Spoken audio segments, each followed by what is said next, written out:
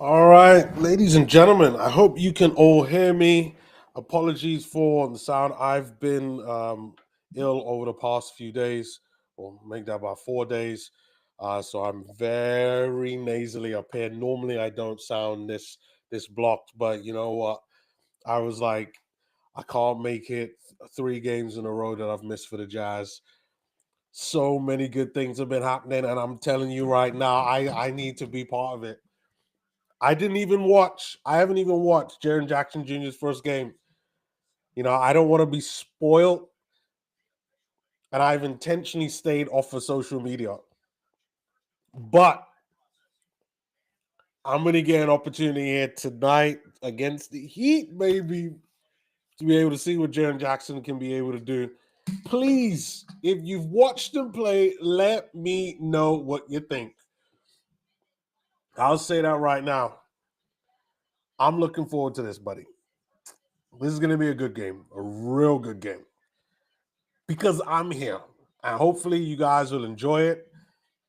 I'm a Jazz fan. In my day job, I'm a data analyst. I look at stats, not sports I like at all. That would be like the dream situation. And I'm just trying to here give my perspective, understand the game from a fan's perspective at least, and try to delve into the data, look at insights, and try to see if I can help my Jazz and help you guys understand where the Jazz potentially going on from here. Look at some of the best young players in the league and what they might potentially be able to do. And I'm telling you, like the league is in a great space right now, and I'm really liking it. All right, there's a few kind of things I need to do right now. The game hasn't quite started just yet. They are doing lots of video packages based on what's been happening in the last game. You got John Conchar there, who's got an he's going to get an opportunity there with the Jazz, and I think Vince Williams Jr. as well. I think he's going to be getting a chance to play tonight, but I'm not quite sure how that kind of looks. But either way, um, we're here, we're live. They're in Miami, baby. They're in Miami. Oh man, I haven't been to Miami in so long. I miss that. I miss that city, Miami. I miss it. I'm gonna be going there real soon. We're going there real soon.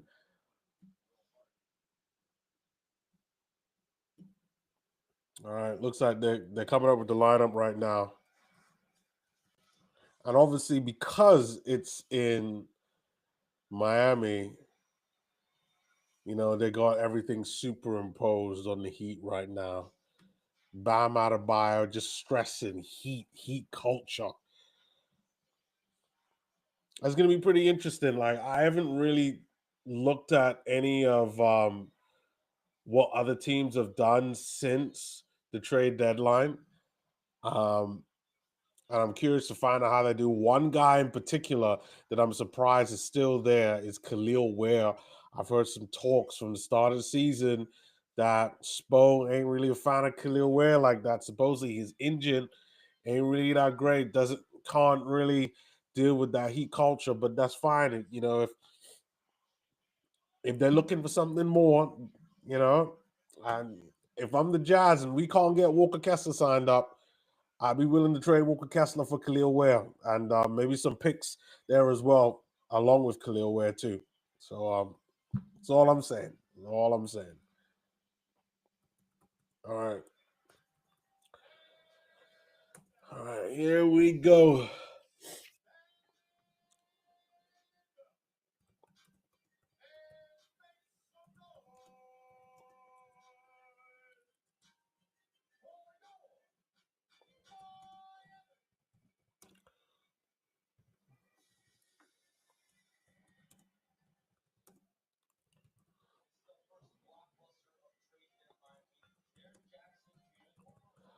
They cannot stop talking about this Jaren Jackson trade. And I can completely understand. You have to understand, like the Utah Jazz right now. They've been on their. They haven't been in a great place for a long time. Excuse me. Oh, I need to drink some water. And thing with the Jazz, you bring in a guy like Jaren Jackson Jr. along with Lowry Marketing, and then you see the rise of Keontae George, and you still got Ace Bailey there, and then you still got your draft pick coming up, and you never know what Isaiah Collier, who I think has been really good this season, and what Filipowski could potentially turn into. The Jazz really could be looking at something quite special, and that's what Jaren Jackson is going to be key for that. And I'm looking forward to it. Really looking forward to it right now.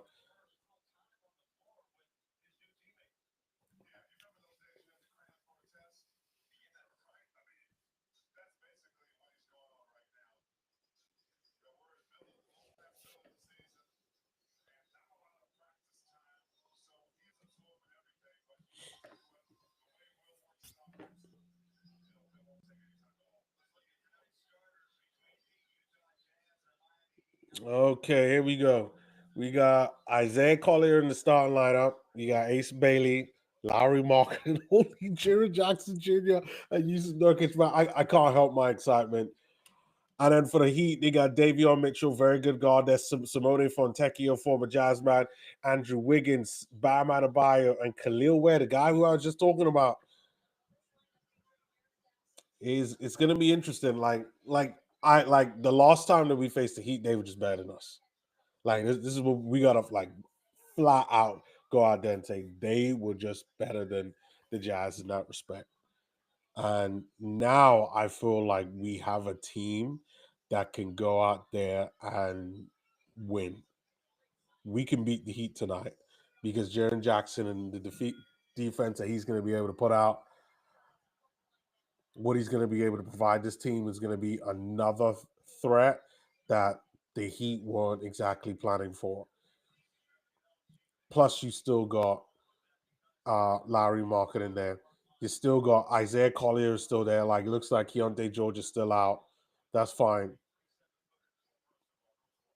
Ace Bailey's going to play at that too.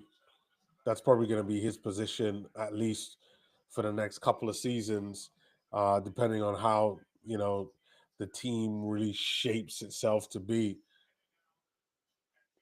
Well, here we go, and oh man, oh man, oh man, I can't wait, I can't wait. All right, here we go. All right, Jazz ball right now. Jazz getting tip off.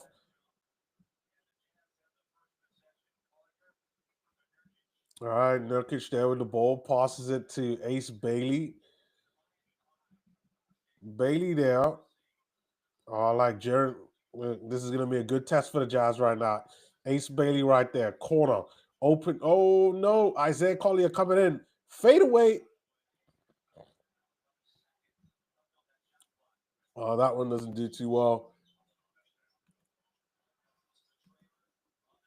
Oh, it's a miss there from the Heat. Jazz get an opportunity to bounce back. Larry Market in there.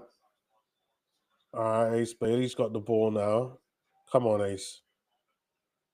Ace out there to Lowry. Lowry right there with a three. That's a miss. Yusuf Nurkic right there getting the ball back. Good rebounded by Nurkic. He gets fouled. Nice one there. Nurkic's going to go to the line. You're going to go to the line and shoot two.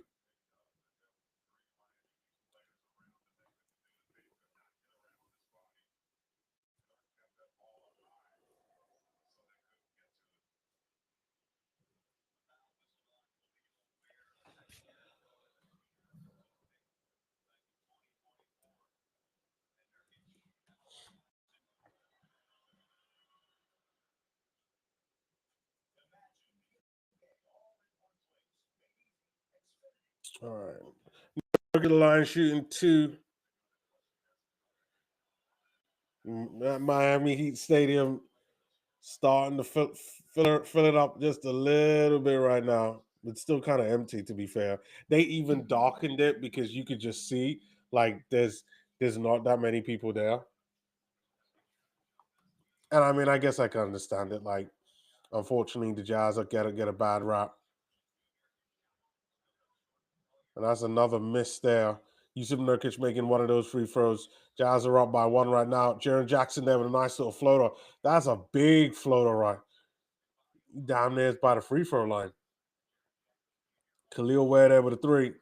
Oh, wow. Khalil Ware there dropping the first three dub for the game. And there we go. Mega horn time, baby.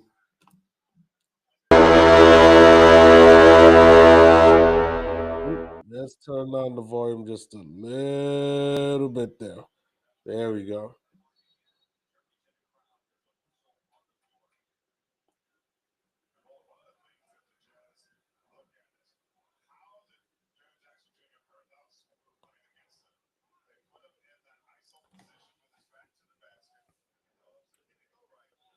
All right, here we go. Jazz three, Heat three. Got 10 minutes to go. Ace Bailey right there. Ace Bailey right there. Oh man, those handles are terrible by Ace. Come on, Ace. Good defense there by I think that's Davion Mitchell there with the ball.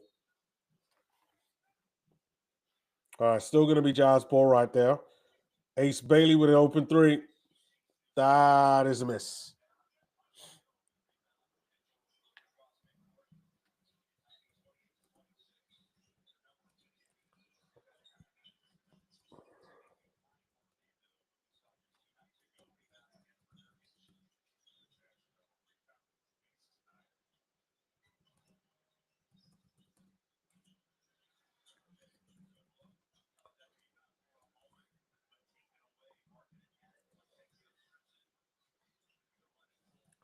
All right, there's another miss there by the Jazz. Simone Fontecchio there with the ball, passes it to Ace. Oh, good spin move there by Fontecchio. Ends up going off Fontecchio. It's going to be Jazz ball again.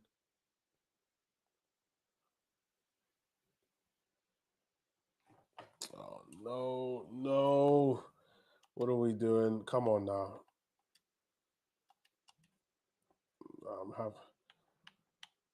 All right, here we go.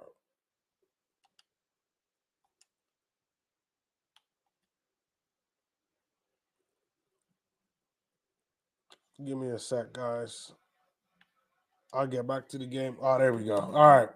Game back on right now. Oh, no, that is not what we wanted. All right. Hold on. All right. Last couple of plays. We had Jaren Jackson there shooting a three. That was a miss. Lowry gets the rebound on that one, but loses it to Fontecchio. Fontecchio then passes it to Bam.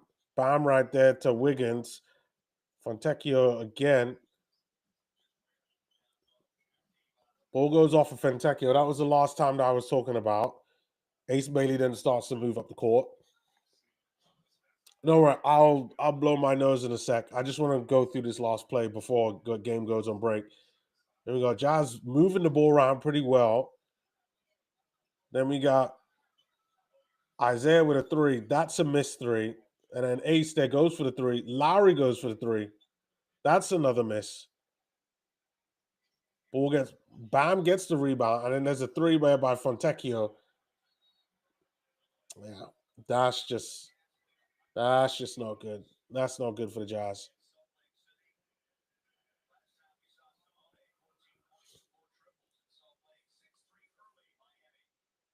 This isn't good right now, but we got time. We got time. All right. What I will do is I'm gonna take a bit of a break. I need to blow my nose. I'll be right back though.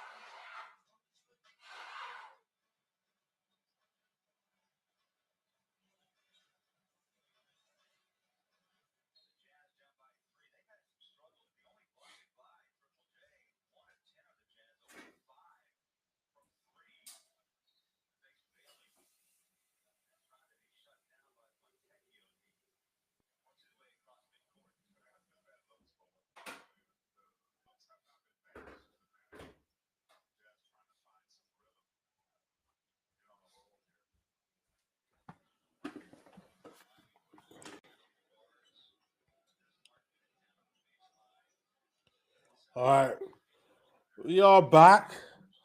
I think I feel a little bit clearer right now.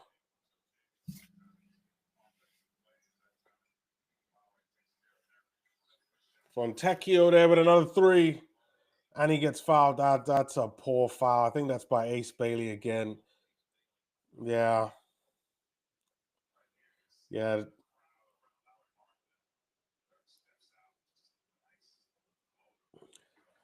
Heat might be a little bit too hot to handle.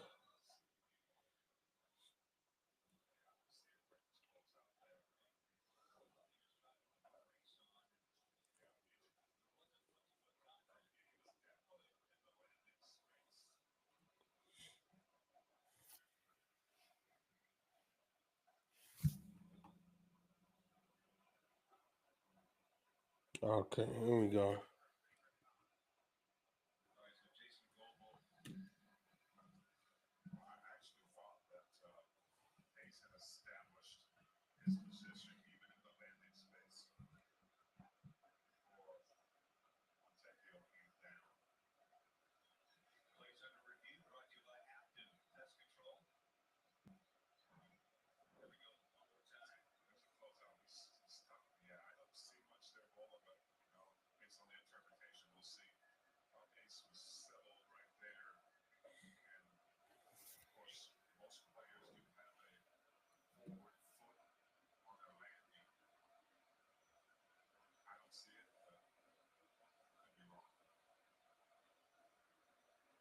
All right, they're looking at this play right now.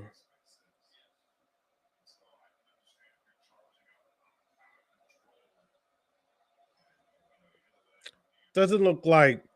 I mean, Ace was already.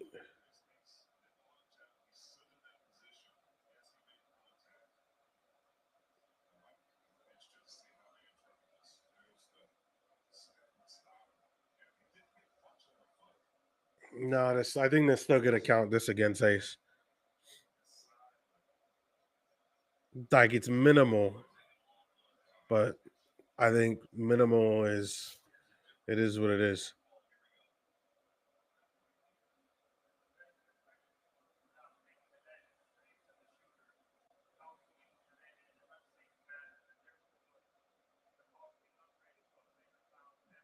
Yeah, yeah, yeah. This the issue, man. Like it was, it's so small. Like the Ace, and like like he's a rookie Ace, but it's something that he's just gonna have to learn. You know,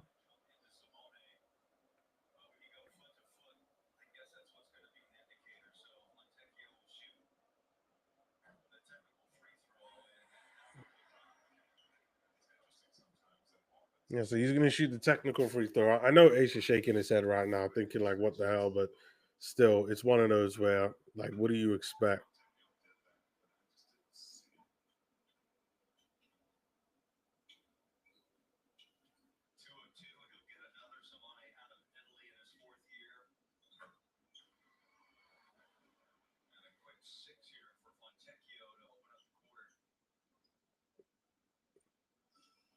All right, Heater got five. Heater got nine. Jazza got five. 8:13 to go. That stadium is so dead right now. They had to really darken it because of the lack of people that are there right now. And even though like where I am right now, it's just approaching seven, which means it's like eight there. Like you could just tell because it's the Jazz. Like a lot of those people in Miami are not trying to deal with this game. No, look at Lowry marketing right there, getting a nice one. Love that from Lowry. Look at Andrew Wiggins there. Another floater goes over. Gotta love that by Andrew Wiggins. Heat there with 11. Jazz there with 7.5 minutes to go here in the first quarter. Jazz not being pretty clinical right now.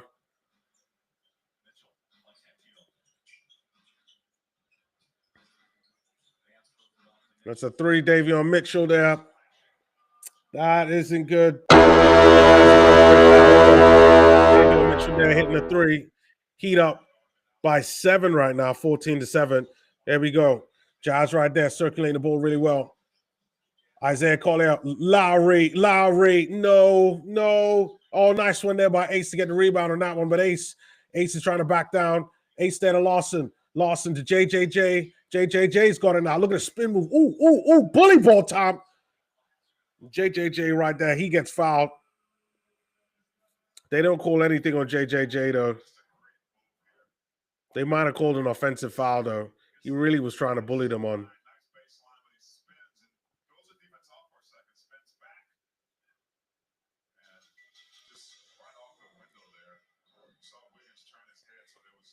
All right, heat ball right now. Davion Mitchell bringing the ball up. Isaiah Collier right there doing pretty well, defending him right now. Ball circulates really well. Wiggins there with a midi. Wiggins is on fire right now, hitting a nice little mid-range shot. He looking pretty smooth. I wonder if the Warriors are right now figuring, yeah, maybe we could do with a little bit of Wiggins action.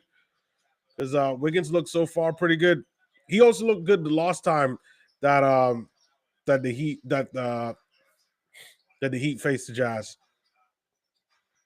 Wiggins out there. Look at that bad defending right now. That is another 3 there by the Heat.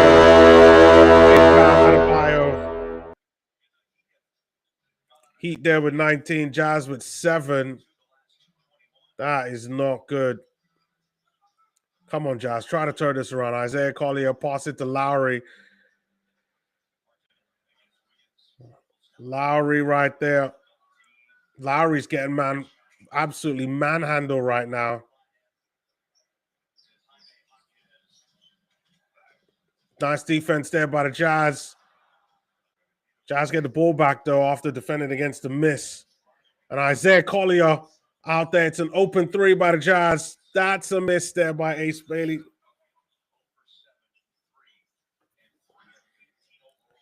Jazz are so desperate for that 3 ball. They're giving up wide open opportunities that I just feel like the Heat are going to challenge and they're going to get sent to the line. Right now, the Heat right there with 21, Jazz there with 7. We got just under 9 minutes to go. Right now, it is not looking good. Not looking good right now for the Jazz.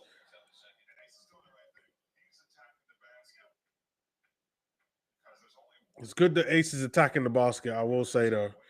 That's not something that's normally part of his game. Doesn't do that well at free throws like that. But hey, you got to learn somewhere, right? That goes with everything in life. He hits the first one, though. We got JJJ coming back. Vince Williams Jr. This is going to give me an opportunity to really watch Mr. Vince.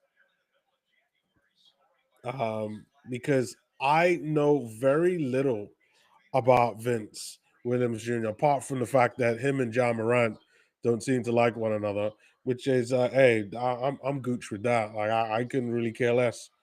But, like, who John likes and dislikes. But from what I understand, Vince Williams Jr. is a pretty good defender at that guard position. And we need definitely some of that. We need some of that. There we go. Look at that. Vince Williams Jr. helping with the double team with Ace Bailey. He's going for a step back 3. Watch out. There we go. They forced the 3. Oh, my God. That's a 3. That's a 3 there by Kasper Siakam. Bailey on the other end getting a quick midi. Jazz down by 13 right now. 24 for the Heat. 11 for the Jazz. All right, Ace Bailey's got the ball now. Ace Bailey passes to JJJ. Jazz right there circulating the ball really, really well on this one. But got to say that I do expect a little bit more from my Jazz. And you know what? Like, I don't think that there's anything wrong with that. I just expect a little bit more. Is that so wrong to ask for that? Nevertheless, both teams not shooting the ball pretty well in these last couple of plays. Jazz get the ball back. Vince Williams right there passing to JJJ. Fade away. That doesn't work away for JJJ. Jaime Jaquez. That's a steal there by Vince Williams Jr. I am liking the defense there. He understands how to play Vince Williams Jr. That's a three ball by Jaren Jackson Jr. hitting the three. That's the first three I've seen with my eyes watching the game. I like that. I like that. I like that a lot. He's got a very odd 3-point like shooting mechanic. Like, I don't like it. I don't like his 3-point. Like the way how he takes the three is really weird. But I do like this Vince Williams Jr. I really like how he plays. All right, I'm gonna be taking a break. I need to go make myself some tea. Yeah, this needs to slowly clear up. I'll be back, guys.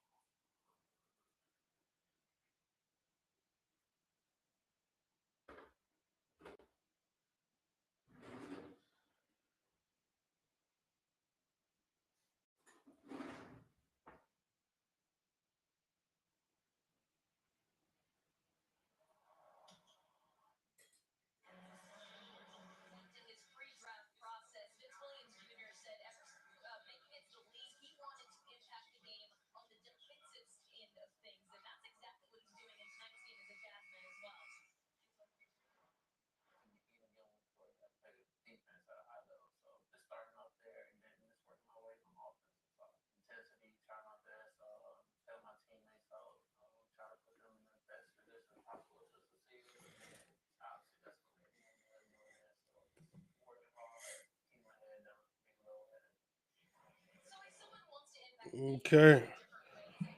All right. We're back now for the rest of the first quarter. I did like this little clip that I was hearing from Vince Williams Jr. and he was talking about what type of player he is because I like. I mean, I don't watch Grizzlies basketball. I don't know too much about him except for when I watch Jazz Grizzlies game or another Grizzlies game. But I really like the fact that he's a defensive minded player first. And I don't know what his future is, but I will take a guy like that all day long. You want a guy to go out there and have a defensive minded mentality because that is something that the Jazz do not have.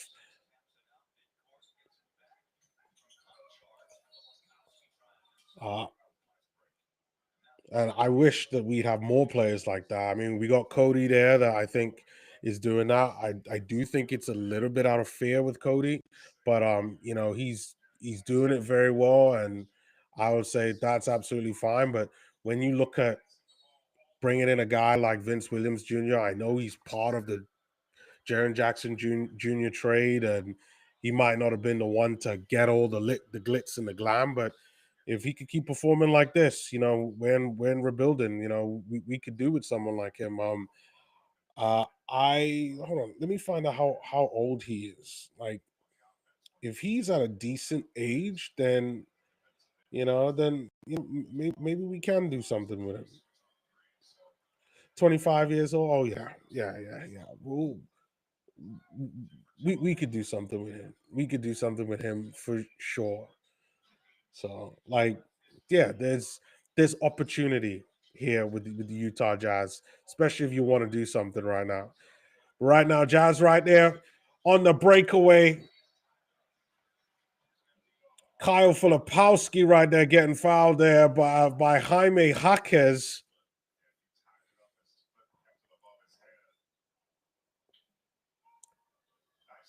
All right, Kyle Filipowski comes off Filipowski on that last play, but good by Filipowski to be on the breakaway. I saw in that last couple of plays, JJJ actually feeding Filipowski, which is something that you want. You know, I could really see those two playing together really well. Both obviously can play the power forward. Um, but what you also want to see, you want to see Filipowski learn how to play the five. I think Filipowski will more so become a better five player with an athletic guy like a Jaren Jackson Jr. That's a three by Yakachonis. Jazz down by 12. We got just under 2 minutes left.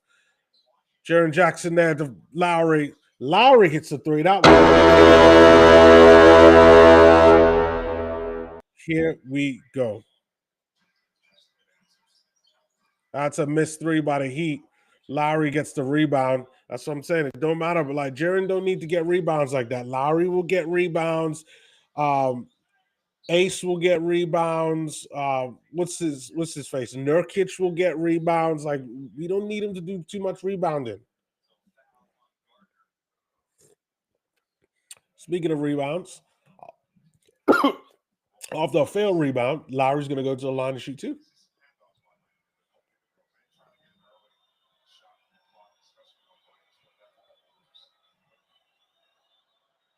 All right, Lowry shoots the first one, makes it. He puts the Jazz are down by 8 right now. I mean, like we're not doing too badly. Not doing too badly at all. All right. The Jazz have got Sacramento on Wednesday. I'll take a look at that. They got Portland on Thursday. I'll also do that one. Um, and then we got the All-Star break on Friday. And you know, because I've been off, my whole thing was that I was not going to even do anything in regards to All Star, but I did want to do the Rising Stars game, so I do want to watch that. So I'll be doing something in and around that. I'm gonna go look to see what time it is because how they do it, like, is all a bit weird. So we're gonna get those sorted out.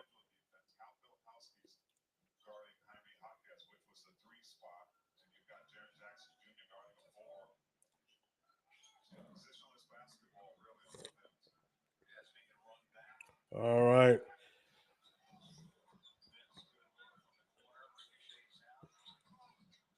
Yeah, the Jazz are going to need tweaking defensively, man. That is what's going to really be needed.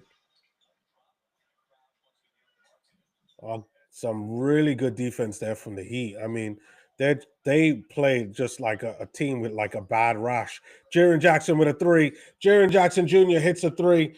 Good play there by Carlson. Down into the lane, really attracting so much attention and being able to get the pass off to the corner man and Jaren Jackson Jr. I really like that play. Really like that play right there. Let me go and sip some of my lemon and ginger tea. This is the recipe when you got sore throats, when you got nasal congestions and cold. This right here will sort you out.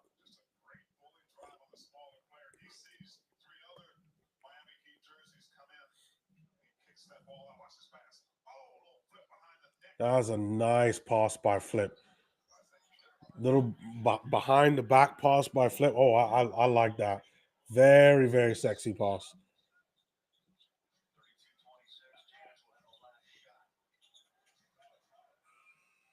All right. First quarter over. Jazz are down, but they're not down by much. Jazz are only down by 3, 29-26. I think we were able to keep them like within, you know, a good amount number of distance. Let's take a look at some of the stats though. I haven't really done a lot of that. Let me set myself up before sharing the screen with you guys, and then we could kind of take things from there. Um, Give me one sec. I gotta change the layout on this. Okay.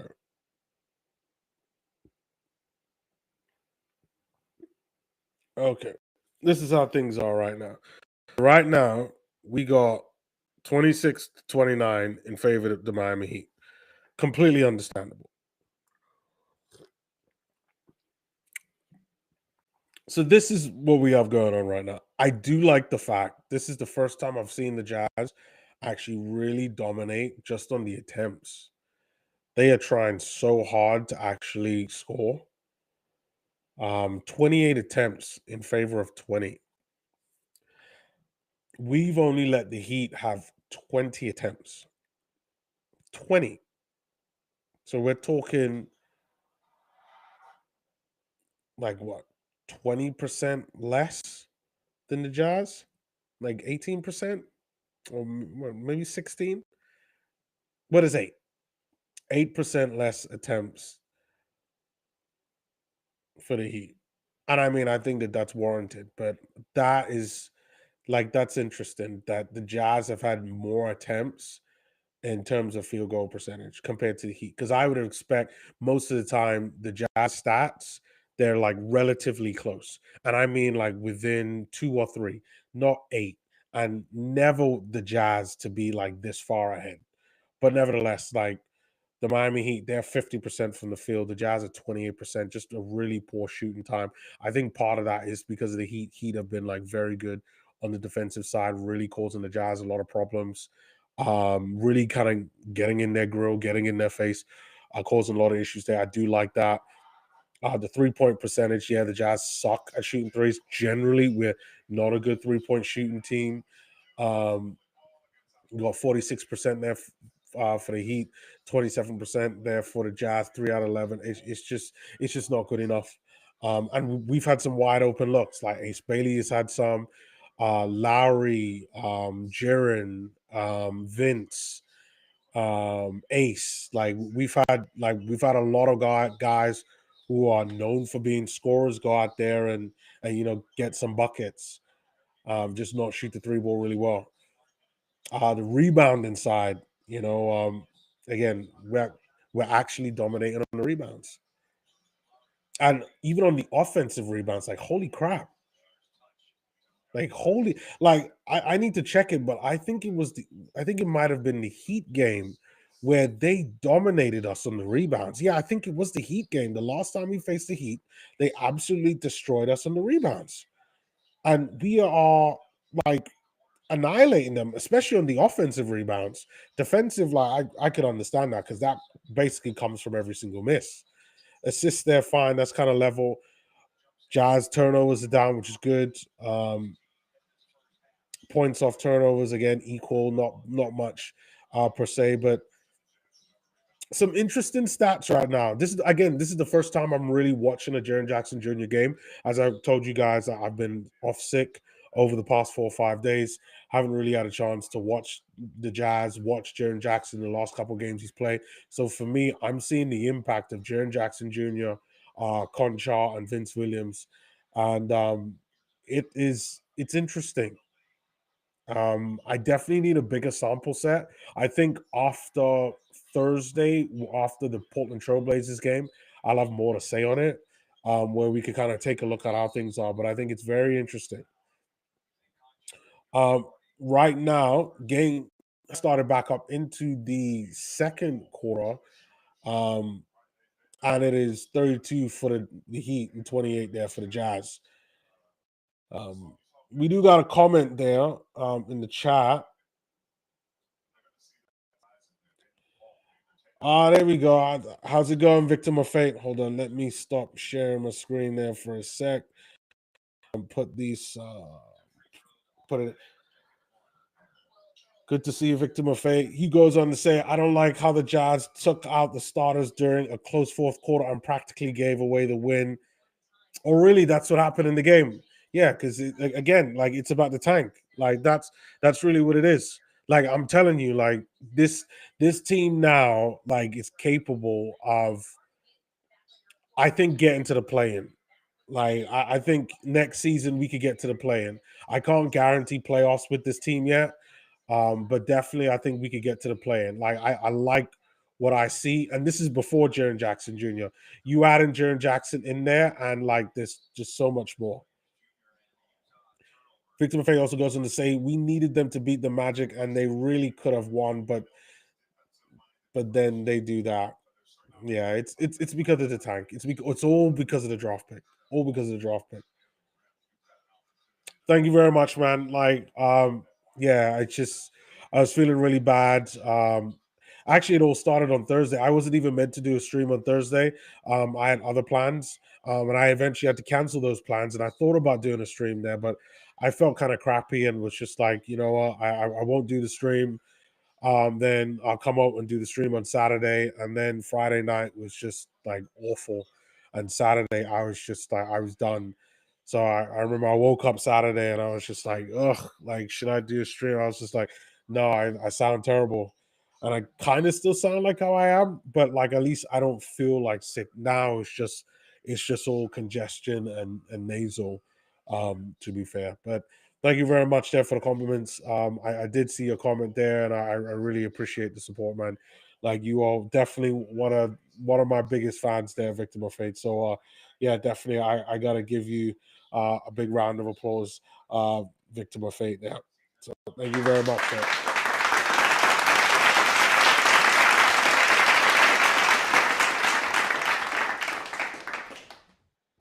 All right, we got 9.5 minutes now. Jazz down by 5. They do have the ball though. Nurkic with a three. That's a miss. Jazz don't manage to get the ball back. And the Heat start with their breakaway. Davion Mitchell right there to Bam. They're moving the ball pretty quick. Good defense there by Nurkic. Yakachonis top of the key. That isn't good. That isn't good. That isn't good at all. Kasparas Yakachonis What I mean, I've seen Yakachonis drop 3 threes now in this game, and he's improving as a player. Like I will say that. Like he started out slow. He's actually a player that I actually wanted for the Jazz. To be fair, big guard, 6'6", creates chance really well, shoots the three.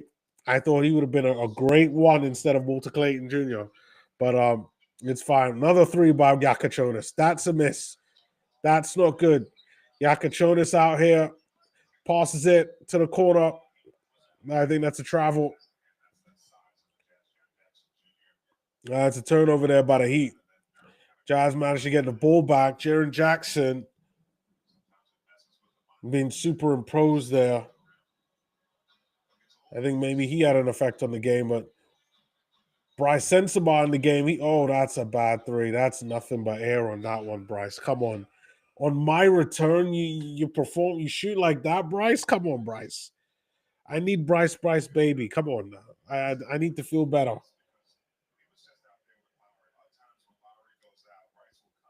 Bro, oh, thick, yo, Isaiah. Listen, last season, Collier and Filipowski were they were the two young players I enjoyed the most. Like, really like what they was doing, and now everybody could really see what Isaiah Collier potentially can do.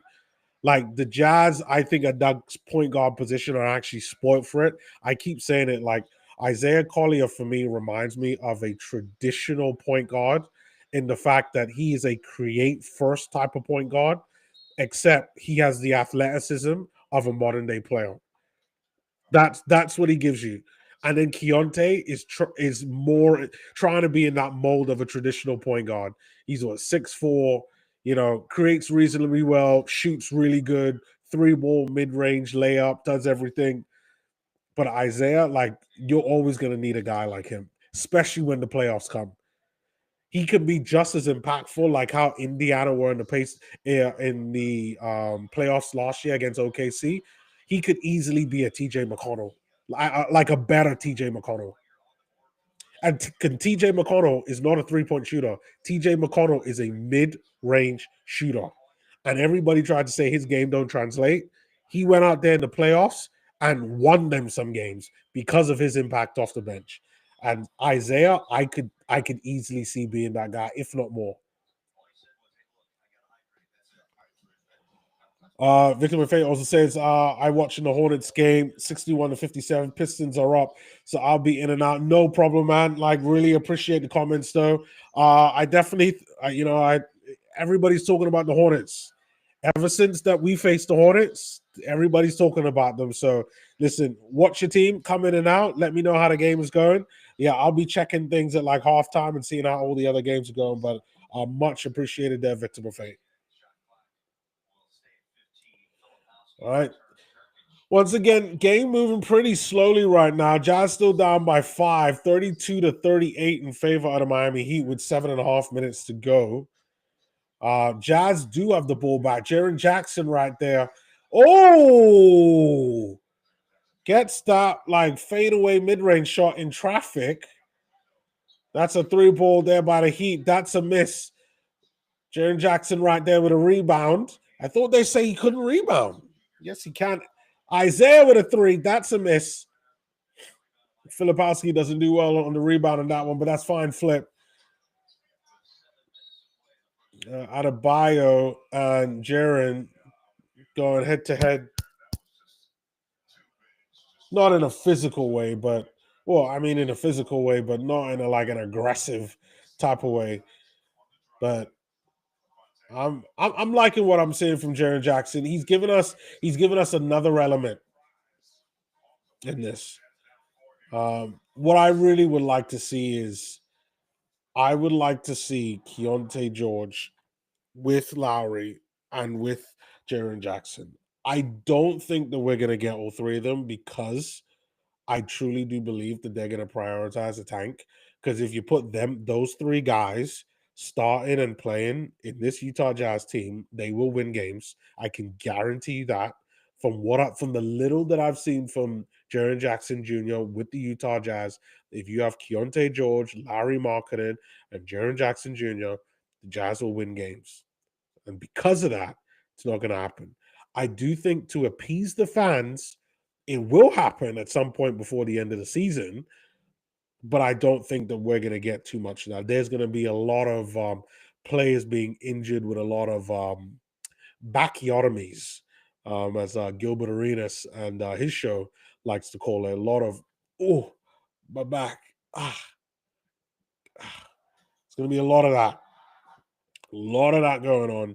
So yeah. But nevertheless, we're going to have fun because we all know what the future is. So stay tuned on the journey because next season, that's what it's all about. That's what it's all about. It's all about the Jazz next season lining themselves up for the play-in. That's what I think is our ceiling for the play-in. Maybe we could get in the playoffs, but I think the West is so tough. I think the play-in is a kind of a fair one.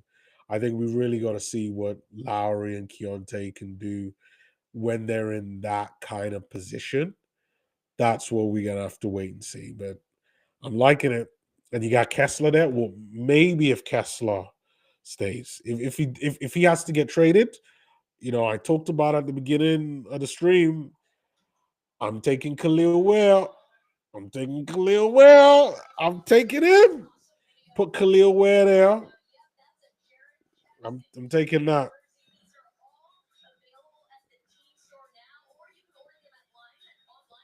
All right. Game getting ready to come back. They're advertising. They are selling Jaren Jackson Jr. jerseys. The number 20 already in the shop store. I will consider buying one. However, I do have to get an Isaiah Collier one. Like Isaiah has to get a white. Lowry got the black for me, but I have to get an Isaiah Collier white jersey. Nice rebound there by Filipowski after the Heat miss. And Isaiah, we're gonna need you, Isaiah. All right, Jaren Jackson trying to go for bully ball. He gets fouled. He's going to go to the line. Fouled there by Davion Mitchell. He's going to the line to shoot two.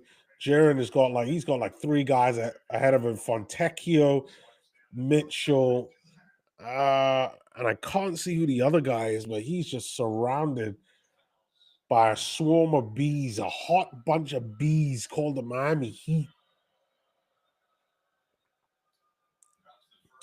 Jaren makes the first free throw. That's exactly what we want. Well done, Jaren, on that one.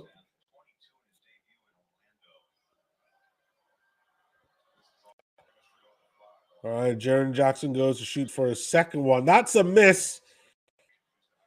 Wiggins right there gets the rebound. Filipowski right there now picking up Wiggins. Good defense there from the Jazz. They're tracking all the runners now. No more flopping around on defense. That's an interception. Ace Bailey right there. Ace Bailey right there with a Euro step. That's a block. Oh, that's another block. And Bryce.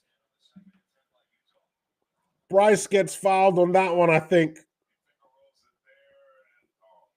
That's going to be goaltending, right?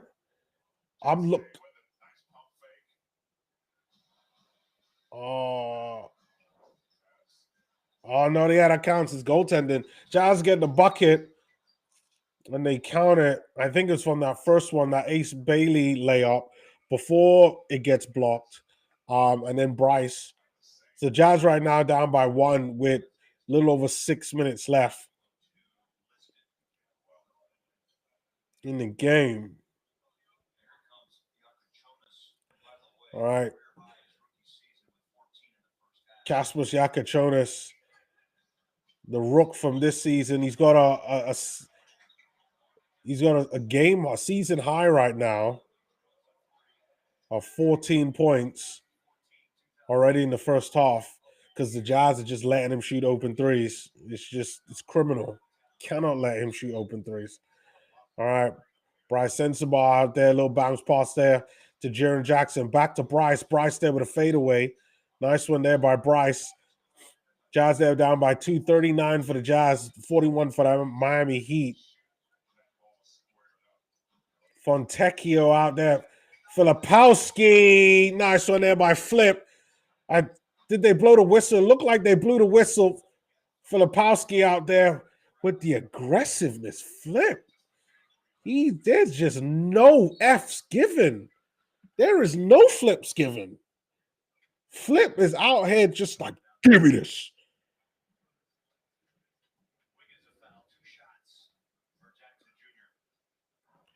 I mean, wow.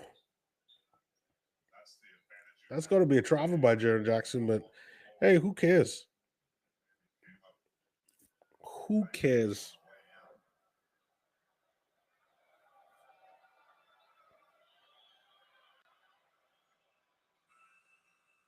All right, Jaren Jackson making the first one.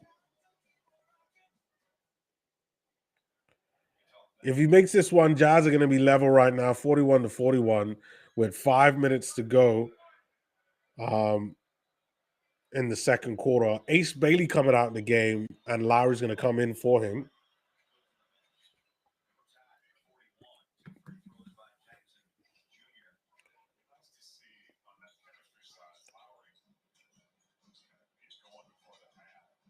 Oh, Isaiah Collier, the aggressiveness on defense. I'm loving the aggressiveness on defense. I mean, like, they just gave away a three, so right there for my guys. But I'm loving that.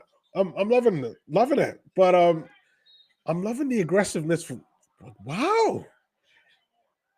The JJJ impact is here. We do have a comment there in the chat. Calamari. I hope Will Hardy is on his A game tonight. I think he is. I think we started out a bit rough, but we have managed to come back in the game. And like, we're within touching distance. Like, we are like playing pretty well. Right now it's 42 for the Jazz, 44 for the Miami Heat. And I think we are playing like pretty well. We don't look as fluid as we did, and I have to say this is the first time I'm watching Jaren Jackson Jr. play for the Jazz. I've missed the last couple of games due to illness, so I can tell that it doesn't flow like how Lowry and Keontae flows, but we're going to get there. But I do notice a change on defense. There is an aggressiveness from Kyle Filipowski. The way how he goes for rebounds now is just like, give me this. And then Isaiah Collier is like a like just like all is like, whoa, calm down, Isaiah. Isaiah even slips because he completely misses it. He almost gets the steal though, but like, trust me, you should be loving the Jazz right now. Jazz are like, the way they're playing is it's not bad at all. I love the intention. Like, even like win, lose or draw this game, like you have to look at the small stuff, right? Until next season. We all know what they're doing. We all know that they're trying to tank. Like as soon as they even flirt with the idea like they're gonna win, it's like, oh, we can't win. We can't win. Like, no, come out. So yeah, but hang in there. Lots of positives to take from this, and let's just enjoy some Jazz basketball and get ready for next season. All right, it's another miss there by the Miami Heat. Kyle Filipowski right there getting for the miss. Jaren Jackson Jr. with a three. That's a miss. Filipowski right there. And the Jazz take the lead of the game. The first time they've taken the lead of the game. I will take that one. I'm taking that. We're going to be positive here. Jazz taking the lead the first time. And I'm loving it. And that's a three by Wiggins. Oh, no. No. All right. Just as I said, Jazz take the lead. It's the back into the lead, 48-47 right now.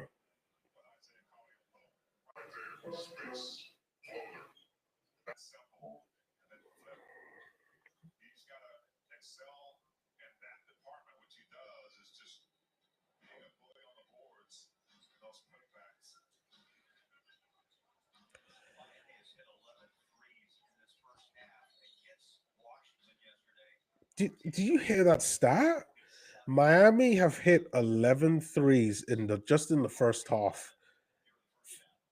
And the first half isn't even done. We got just over 3 minutes left in this second quarter. 3 minutes 9 seconds left to be exact, at least from where I'm watching this game. Davion Mitchell is going to go to the line to shoot two. Right now, we got an all big lineup. Jaren Jackson, Filipowski, and Lowry. That is a lineup. You trust me, you're going to be seeing a lot of that. Center ball coming out for Ace Bailey. Ace is going to be there playing the two from now on. I just think that you have to do that unless you start making more changes. All right, that's both free throw shots made in there for Davion Mitchell. Heat up by 3 right now, but it is Jazz ball right now. And Isaiah Collier there pulling the strings, passing to Jaren Jackson Jr. with a nice little layup there. Nice one there for JJJ. Oh, so Killamari's got a couple of more comments there. I'm going to read these since, okay, Killamari says, Flip improving on defense. Love that. We need those boards. Yeah. I've like, you know what it is? It's his intention on defense that I like.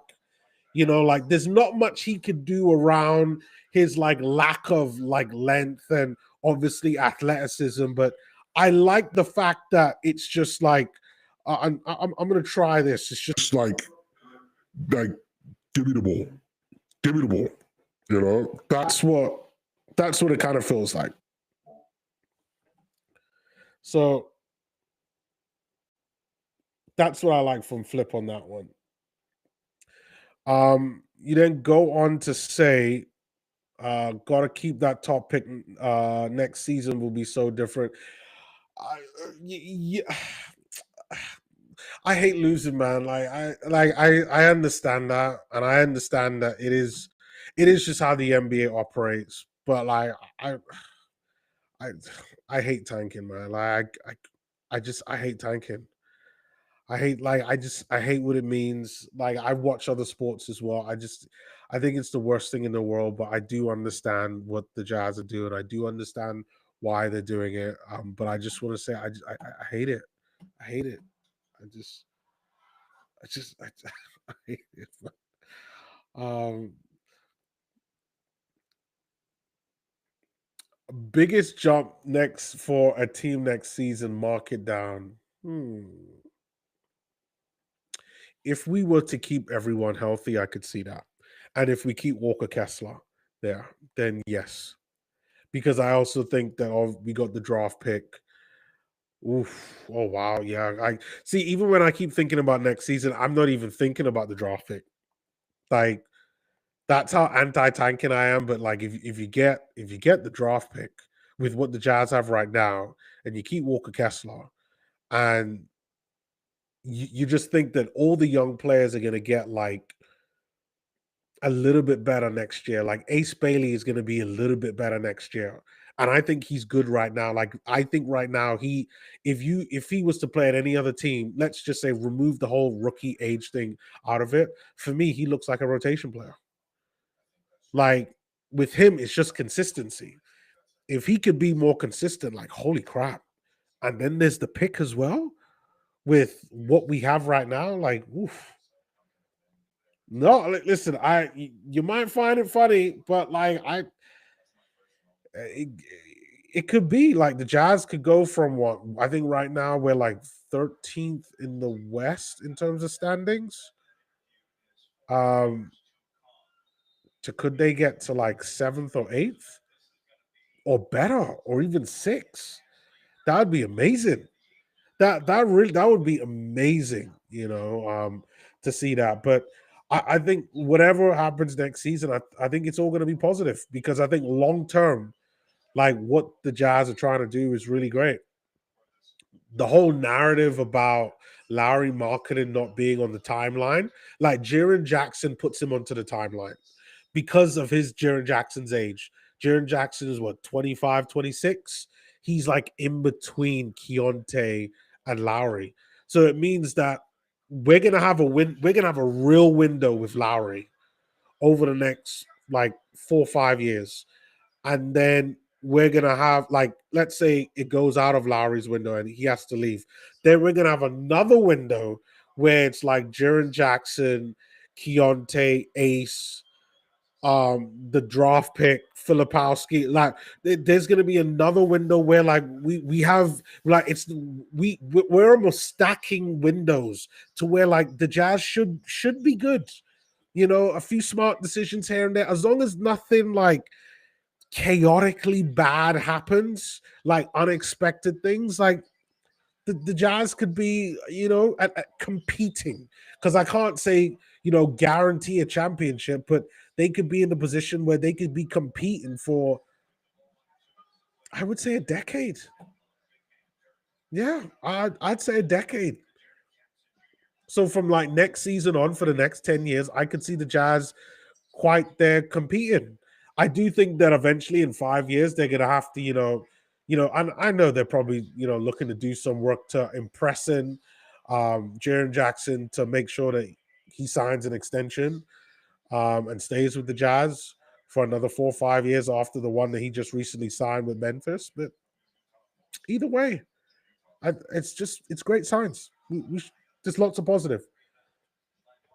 Calamari Tiara also goes on to say, imagine Keontae levels up again next year to unlimited potential. Facts, like all day, like great comment. Yeah, you mix Keontae in with what we have right now, like it's gonna look real good, like really, really good. Um, and then you get a few more surprises like Isaiah Collier and Kyle Filipowski. They were surprises. I don't think that no one was expecting both of them to be as good as what they have been and for them to improve the level that they have been improving. Like, when you think about it, last year's draft was supposedly the weakest draft in a while. And now all three of the Jazz, well, 3 out of the 4 of the Jazz's picks have worked out really well. So, like, Cody's looking like a born-again new player this season. Filipowski, I think, looks great. And then Isaiah Collier, we all know what he's doing. Baby John Stockton? Like, yeah, it's great. It's really good. And right now, as I've been talking, and I've been talking a lot, Jazz are up by 6. That definitely deserves some cheering. That deserves a round of applause. Good there for the Jazz to take the lead. But that's what I mean. Like, the last time we faced the Heat, like, they beat us well. Like, they were better than us. Like, they out-rebounded us offensively, defensively. They were really good. And I could honestly say that they looked like they were in a different category, like, to us. Now, we look like we're in the same category, but we're better than them. That's why, like, when people like myself say, and when, like, Calamari says, hey, that we can make it to the playoffs, like, that's true.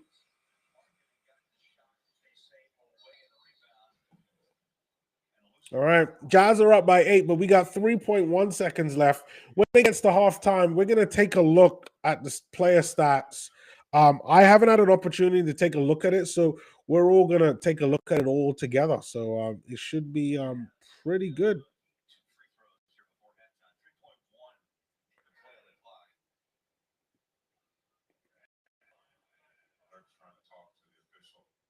All right. Bam Adebayo going to the line to shoot 2 right now. Due to I think it was a foul on that other end. All right, Bam makes the first one out of the 2. They make a couple of changes. I don't know what for, because, like, game's gonna be, at least the first half is gonna be over in another three seconds. Wiggins coming out, Davion Mitchell coming out. Not that many people at the Heat game.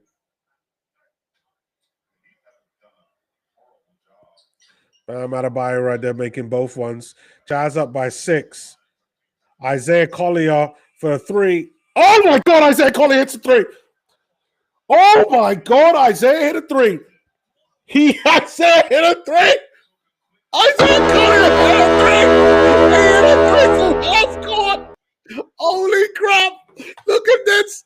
Isaiah Collier putting the Jets on. Oh, wow. Isaiah Collier hits a 3. Oh, Calamari, I don't know if you're watching this. Isaiah Collier hits a nice 3. Oh, my God, Isaiah.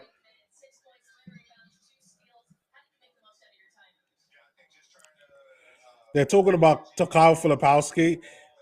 He's got 6 points, 3 rebounds so far. Oh, you know what? Let's not talk. Jazz have 8 steals. You know what? This is what I'm going to do.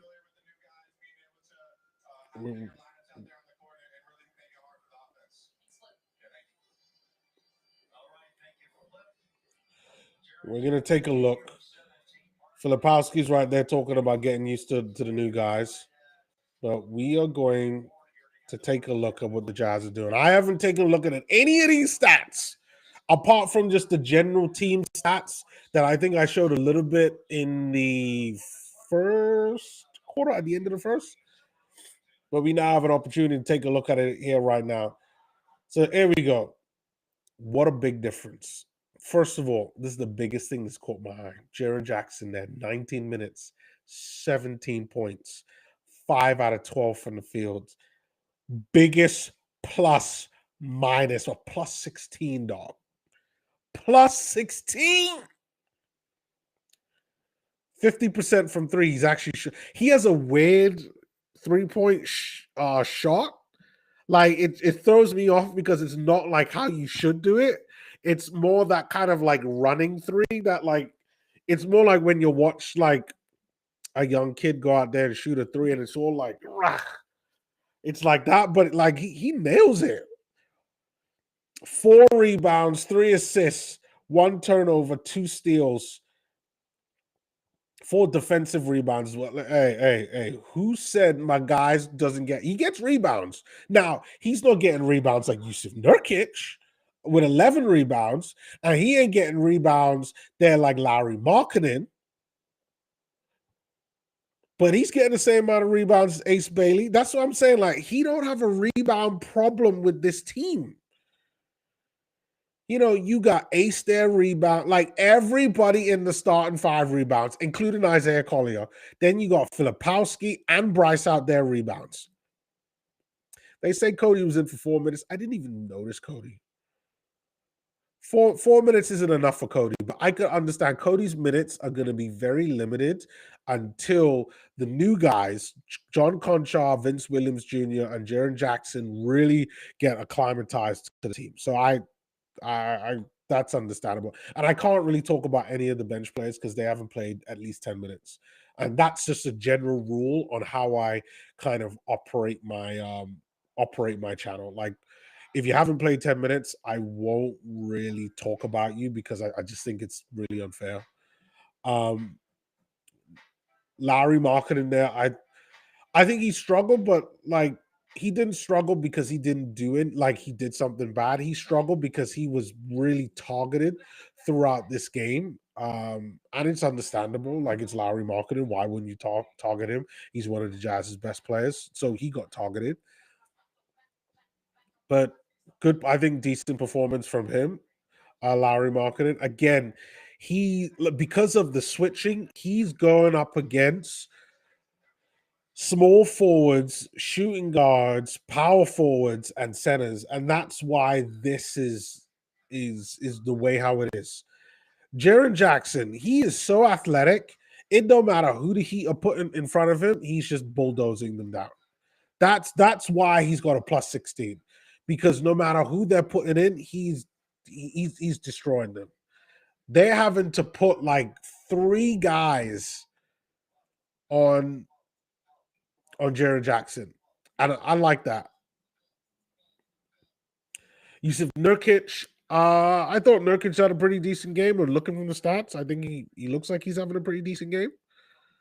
Isaiah Collier, I mean, Jesus Christ, did you see that 3 ball that Isaiah Collier just shot? Like he's 50% from 3, 7 points, 5 assists.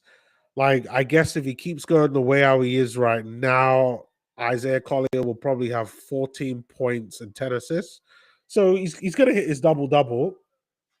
And he's got 2 steals. Like, him, Filipowski has 2 steals. Even though I did say I wouldn't talk about the bench guys because they haven't hit 10 minutes yet. But, like, great job by the guy. Jaren Jackson's got 2 steals. And again, that shows, like, defense. Like, and that's one thing I'll say. Like, the Jazz look better on defense. Like, their intention on defense. It's like there has been a message that has been sent.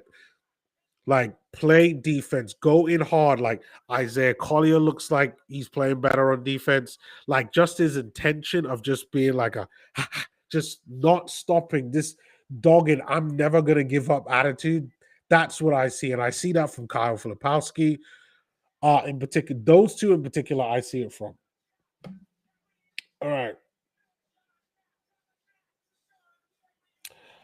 So Calamari Tiari says, have Conchar or Vince Williams gotten minutes tonight? Yes, they have. They've gotten some minutes, but you haven't really noticed them too much.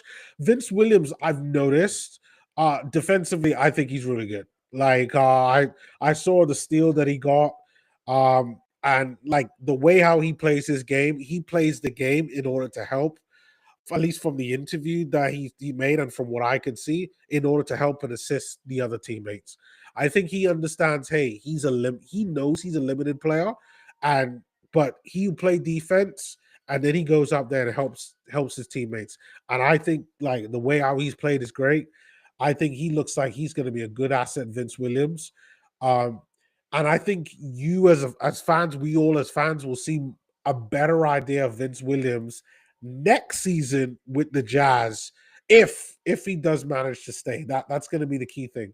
If he does manage to stay with the Jazz, great. I don't know what his contract situation is. Like I think his deal ends at the end of the season. I'm not sure of that, but yeah. And John Concha, I haven't noticed at all. So I can't even talk about him. And I think it's understandable. I haven't noticed him because he's had no points. And again, I can't talk about the guys off the bench because, yeah, once they play 10 minutes, then we could talk about them more. That's all. That's my talks on that.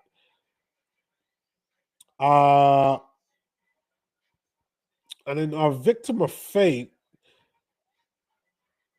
I know he's coming from the Hornets game. Hornets Pistons fight.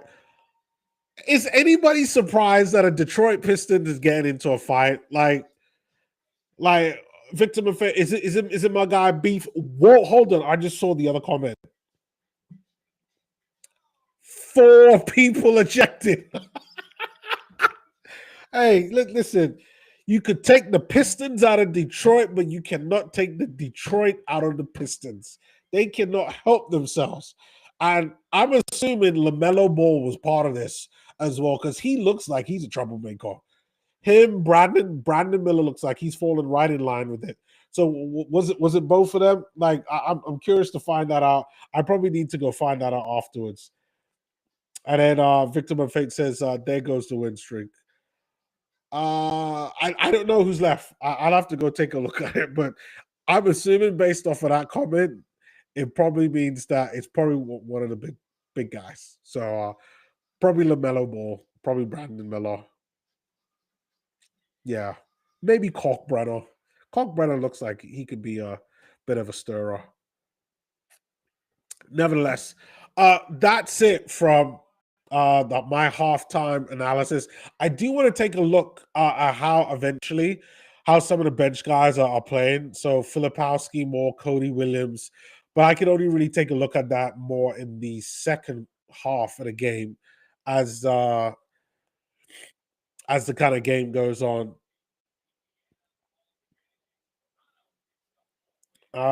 Victim of Fate says, Duran, not surprised. Beef stew, Isaiah Stewart, not surprised. Miles Bridges, and Diabate, he plays in that position where you kind of have to be aggressive. So I'm not surprised with that. But if my guess is that Diabate was probably getting on Stewart. Jalen Duren. I gotta go find it. I'm gonna go take a break and then I'm gonna go find it because that's interesting. Hold on. Maybe I could go find it on Twitter somewhere because I know the cesspool known as Twitter has everything.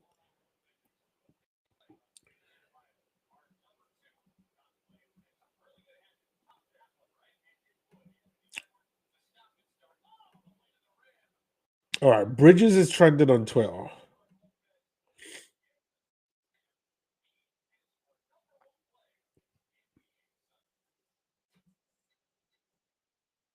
Okay, hold on. I gotta mute this.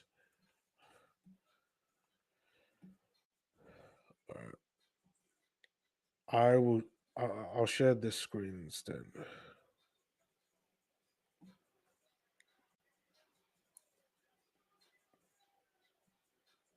Is this it?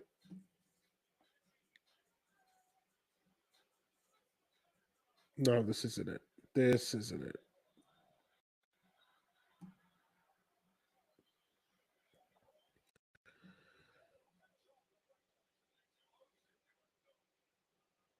Oh, here we go. Okay, I think this is it. And Duran. Okay, hold on. There we go. All right, we're gonna take a look at this. I can't play the sound, but this is what I'm gonna do. All right, Diabate and Duran. Oh, ooh, ooh, ooh, ooh, ooh. Oh yeah, he's gonna go. Ooh, ooh, ooh. Oh, oh, there we go. Oh, so this wasn't the Pistons didn't even start this. This is a Hornets. This is zzz, zzz, zzz, zzz, zzz. Oh, what the devil? What is going on now? What is going on? Oh my god! Ooh! Let me take a look at it again. Oh, he gets slapped in the face. Okay, Bridges comes in. Okay, all right, here we go. And he does anything he possibly can. Ooh, you can see what Duran is saying. Let him go. Let him go. Let him go. What happens over? Okay, Bridges is up here, right? All right, Bridges. Oh, what happens there? Who's this guy here in the blue? Who's this? I bet that's Ron Holland. I bet that's probably Ron Holland, right? Oh, hold on, is that beef stew? Is that supposed to be beef stew? Yeah, that's got to be beef stew. Whoever that was here in the corner. Okay, hold on. We're gonna.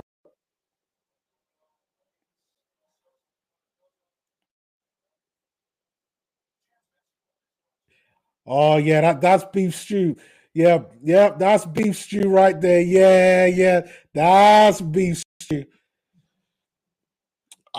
Hey, listen. I don't have any problem when stuff like that happens because I'm just like, you know what? You gotta go and like ride with your teammates. And the one thing I'll like Bridges, I guarantee you, Bridges rookie is the Abate, and that like you have no choice at that point as a vet to go up and defend your rook, no matter what. And Beef Stew is like, Beef Stew is the embodiment of Pistons basketball in the modern day format. So he comes out and he's just like, yeah, let's go. So I'm not surprised about that. They threw hands. Yeah, I saw there's a swing. I got to take more of a good look at it. But very interesting. Very interesting. Oh man, Pistons, man. Listen, man. If there's any team I'm gonna enjoy watching in the playoffs, it's gonna be the Detroit Pistons. I'm just telling you this right now because I just know I know they can fight. I know they can fight. This is what. Listen, just Pistons Warriors or Pistons like Suns, like any team that Dylan Brooks, Beef Stew, Draymond Green are on. I'm watching. I'm watching because I know they're looking to fight. I know they're looking to fight. They can't help themselves. So, like, honestly, no, thank you very much for letting me know that. Yeah, I'm not surprised. I'm not surprised. But yo, Hornets out here doing what they gotta do. Doing what they gotta do. They gotta rap.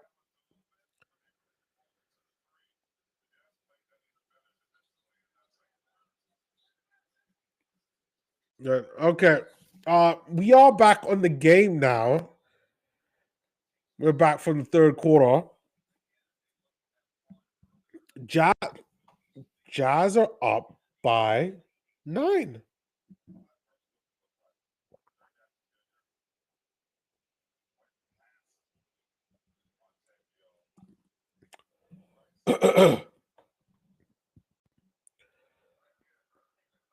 Oh, looks like it's a flagrant foul. It's a bit too early for a flagrant foul. Who's it? What?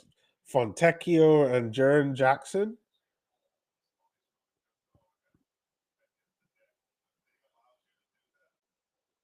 That's not a flagrant foul. Get out of here. Get out of here. Fontecchio goes for the 3-point shot. Jaren Jackson tries to go for a block, but swings his body around his body so he doesn't land in his landing zone. No, that's not a flagrant foul. Victim of Fate says, there goes the highlight of the night. Yup. I am probably going to go watch more of that and like actually like listen to the hold on. Is that game on League Pass? Because if that game was on League Pass, like I know exactly now when that happened in the third quarter. If that game is on League Pass, after this stream, I'm probably gonna go and watch it. Oh no, it's not on League Pass. Damn. All right. It probably is gonna be on League Pass later on, but at some point I'm gonna go like at least watch the third quarter from like that point because or at least watch the whole game because I need to see what triggered that because there's no way that all of that just happened for the sake of happening. That had to have happened because something happened within that game. Like I'm watching it again. Like I'm not sharing my screen right now, but I'm watching it again. You got Bridges there at the top, right? They're going for Jaren. So Jalen Duran. Then Beef Stew comes out of nowhere. Beef Stew comes out of nowhere. Like whoa! Like I love it, man. I love it. If I was at one of these games, I'd be like, "Let them fight. Let them fight." Oh, yeah, Diabate is going to get suspended for at least 3 games.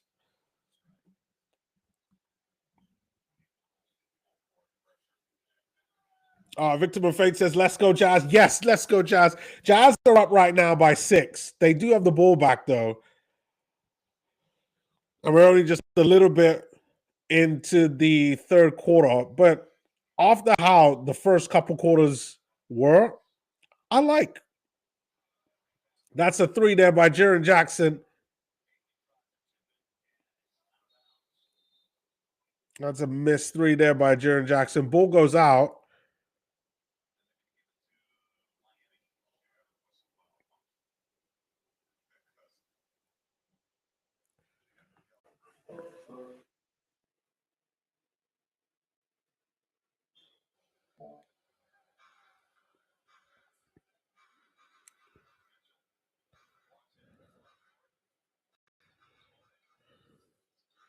All right, Heat ball right now. That's another 3 by the Heat. They get the rebound for their own miss. That's something that we got to stop. Bam right there, passing to Fontecchio. Fontecchio out there to Bam. Good defense there by Ace Bailey. Ace Bailey playing really well right now. That's a missed fadeaway. Nurkic there getting a rebound on that one. Nurkic passing it right there to Isaiah. And Isaiah is going to start to reset.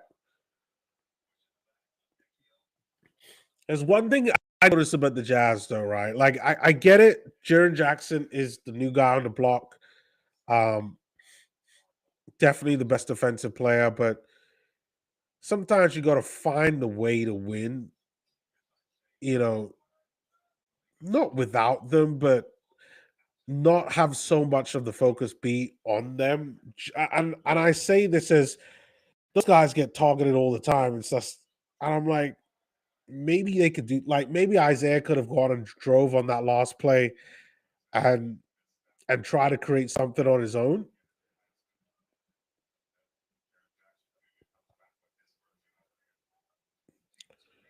In response, Jazz they get another bucket.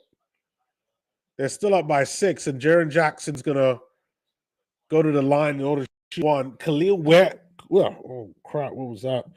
Khalil Ware coming back into the game, probably to provide some type of size to help stop Jaren Jackson. Sorry, Khalil Ware going out. I'm surprised by that. All right, Jaren Jackson right there drains it. Jazz up by 7 right now. Davion Mitchell there with the ball, bringing it out. What are we doing, Isaiah? What are you doing, bro? Like you can't lapse on defense. You got to stay in there. Like I get it. He must be tired, but still, no lapses on defense, people. Jazz right there playing some pretty good defense, really letting that shot clock wind down. Oh, looks like it's going to be a turnover. I think it's going to be Jazz ball. Or have they reset for the Heat? That would suck.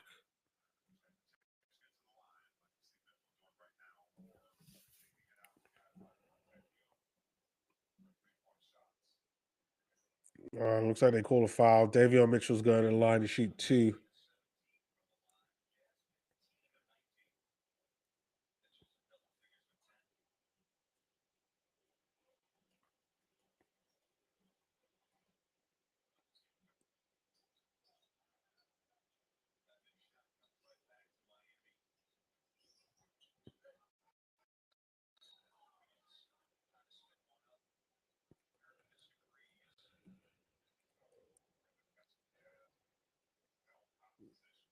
The Jazz right there not doing that well.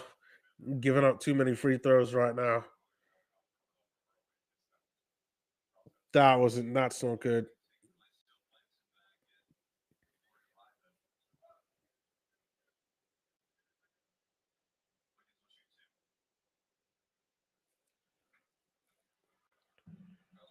All right. Wiggins there drains the first of the free throws. Lead slowly getting shaved off. Jazz still in the lead though. Still playing nicely. Unfortunately, I do expect the Jazz to try to lose this game. I can't even believe I just said that. So disgusting. Anyway. All right, Jaren Jackson there with the ball now. Come on, Jaren. Time to dominate. Look at that. Ooh. All right, Bam right there with the rebound. Good defense there by Nurkic. It's going to be Jazz Bowl. Nice one for the Jazz. Again, Jazz playing some good solid defense. Like they forced the turnover after not getting the rebound, and now they get another bite at the cherry to extend this lead that they have. The lead is down to 4, but if we could get it by 2, that'd be great. That's a 3 by Jaren. No, that's nothing but air on that one, on that 3-point shot.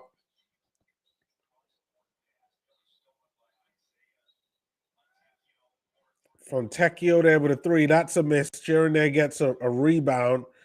Isaiah's got to put the afterburners on. Ace Bailey right there with the ball now. Please don't take a 3. No, he doesn't. To Isaiah out to Jaren. Don't take a 3. Don't take a 3. Screen set by Jaren. Nurkic with a 3. Nice one then. Yusuf Nurkic with a 3. I love that. Jazz up by 7 right now. That lead slowly getting extended again.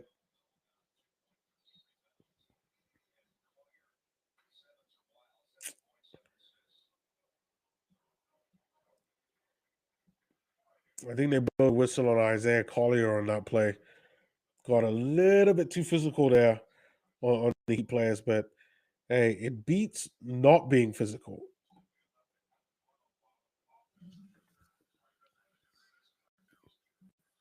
All right, still Heat ball there.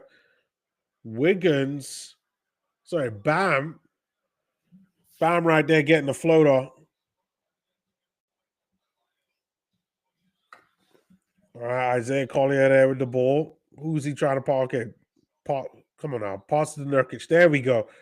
To Ace. Ace right gets there, gets a nice little dunk there for Ace. Ace there with only with 8 points. He's 3 out of 9 from the field right now, which is pretty. It's okay. It's okay. Good defense there for the Jazz. Wiggins there with a midi. Andrew Wiggins there, just keeping it simple. Keep it short and simple. All right, Isaiah Collier there with the ball. Pass it to Jaren Jackson. Jaren there to Zay. Zay there to Jaren. Jaren there for the 3. Nurkic there manages to get the rebound. Lowry back into the game. Good to see Lowry.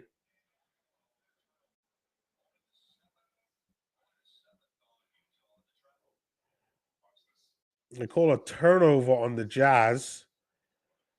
That time on Jaren Jackson, unfortunately. And that's for the travel. To be fair, like he actually traveled it before Jaren Jackson. They never called it.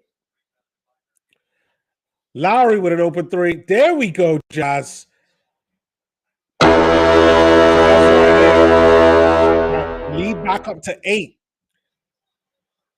All right, Davion Mitchell right there with the ball. Passes it to Bam. We got Isaiah defending Bam. I think they're going to call a foul on Isaiah.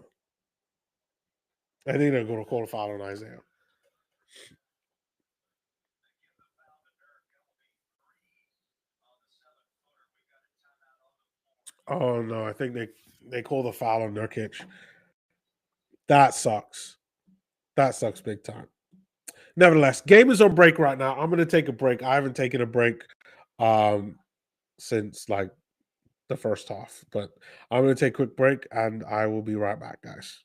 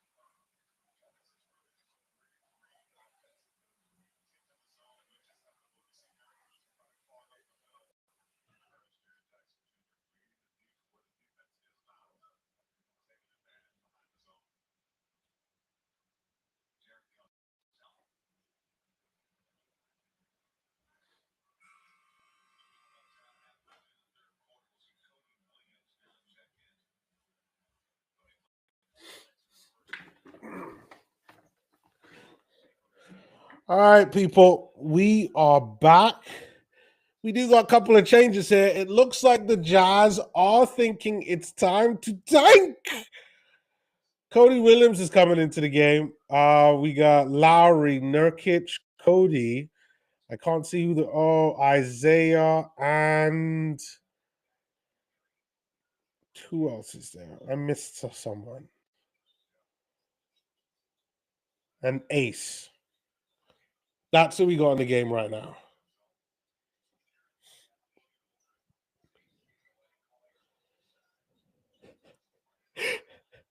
Victor of Fate says Jazz have to beat the Heat. Come on.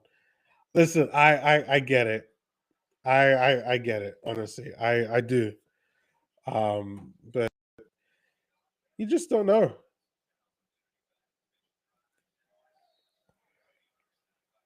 You just really don't know because the Jazz are thinking about their draft pick. And because they're thinking about the draft pick, like everything else almost goes out the window.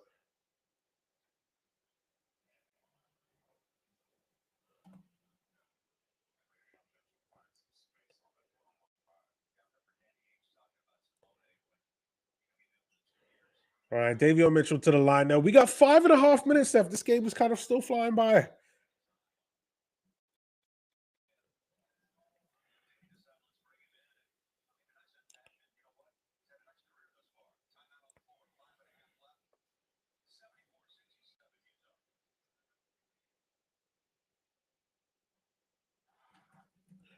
Okay.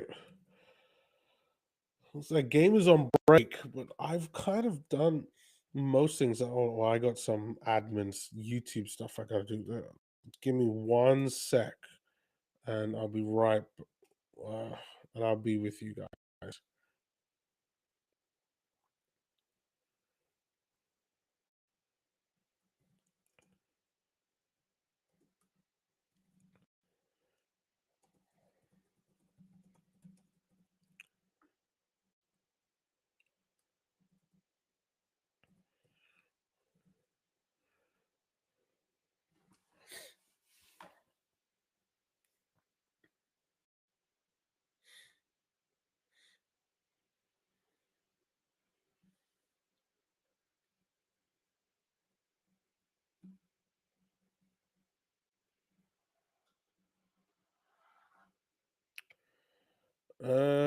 Sorry, I just gotta put these tags on this damn video so YouTube could find it.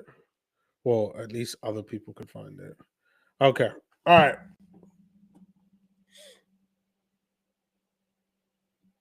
All right. So far,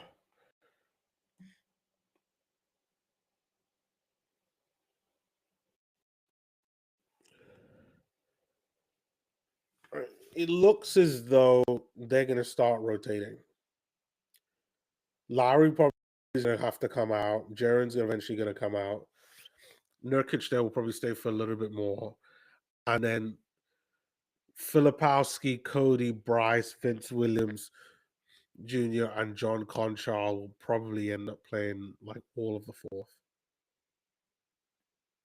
That would probably be my guess.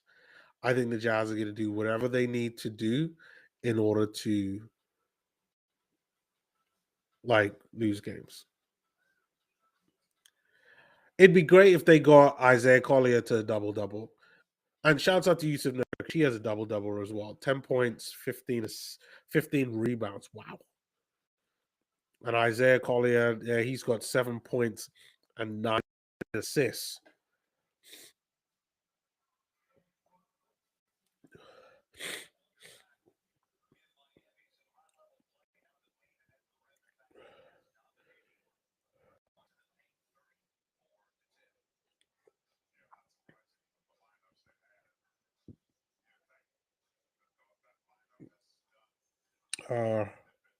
Yeah.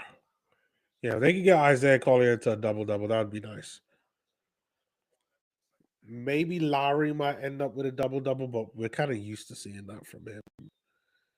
Jaren Jackson Jr. will not end in a double-double. He's got 22 points, which is great right now. 5 rebounds, 3 assists, 2 turnovers, 2 steals. But he's just too far away. With only 5 rebounds, I'm not going to keep hawking on about the rebounds because I know other people will. But yeah. If you're just looking at what he does individually, then I could understand. But when you're talking about what encompasses the team and what he has around him, like there's enough rebounding around him to whereby that's not a problem. Like Lowry rebound. Lowry's got 8. Like look at the people there. You got Lowry there with 8, Yusuf there with 14. Yes, Jaren Jackson's got 5, but Ace Bailey's got 4.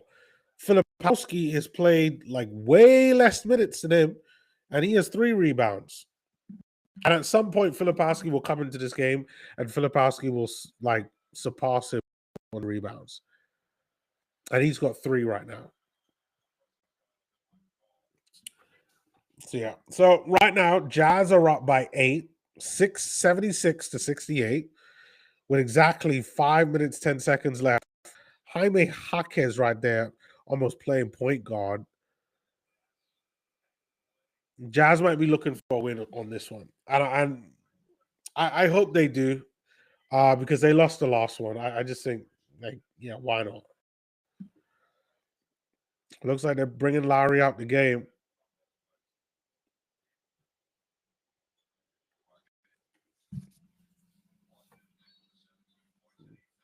Yeah, looks like they're bringing Lowry out the game. Bryce Sensabaugh is going to be there.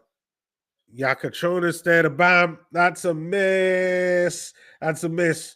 Rebound there by Isaiah Collier. And Isaiah Collier right there. He's going to try to pull the strings to Bryce. Nice swing action. Ace has got the ball now. Listen, they're going to go into double team Ace. Nurkic right there with a nice mid-range. That one's a miss.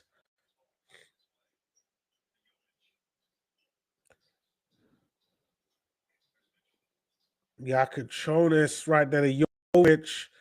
To Adebayo. Look at it. They're moving the ball really quickly. That's a really good play there. That one in with Jaime Jaquez there with a 3.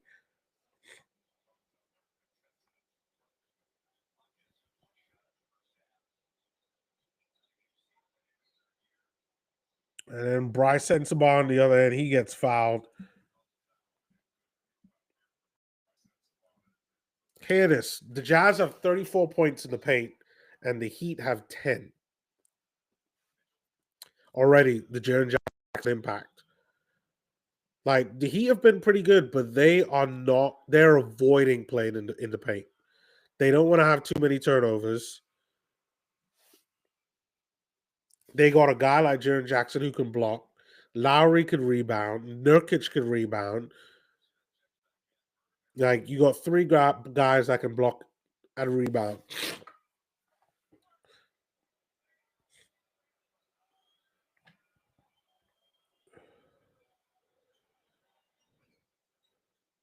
Bryce Sensabaugh there in both of those free throws. Jazz still up by 7 right now. Adebayo there with a miss. And Nurkic right there cleaning up the glass with all the rebounds. That's a turnover there by Isaiah Collier. He runs in and they set up the wall. That sucks. Bam on the other end gets the layup, and he gets fouled by Nurkic.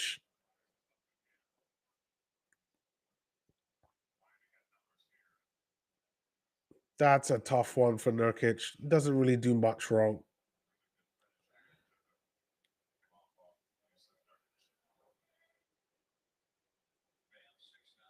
All right, looks like Ace Bailey's coming out the game. Nurkic coming out the game. Nurkic was disappointed, but I don't think he should be disappointed. No, I think he's had a pretty decent game. Yusuf Nurkic. Conchar. I actually don't know a lot about Conchar because I never, even when the Memphis Grizzlies were playing, I never really checked for John Conchar. Oh, he's a Two-guard John Conchar. We'll see how Isaiah Collier there getting a couple of points. We'll see if John Conchar stays. Like I don't think so, because you got Steve Mihailuk there, and he's another one that with all the changes that are happening,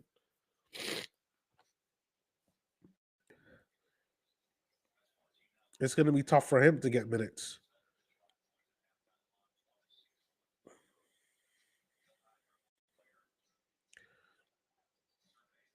All right, Isaiah Collier out there with another floater. That's a miss by him. Jazz only up by 4. He got the ball now. Adebayo going for the layup. Adebayo just manages to get past Flip. That sucks, but that's fine. Bam Adebayo there with 16 points, 9 rebounds, and 5 assists. That's a missed 3 there by Bryce. You need to see more from Bryce. You need more from Bryce. All right, Jaime Jaquez right there doing some work on Isaiah Collier. He goes for a hook. Nice little rebound there by Bryce Sensabaugh. That's a 3-ball there by Conchar. That's a miss. Conchar's the number 55. And if you know anything about basketball, the higher the numbers generally mean that they're not going to be there for the long term.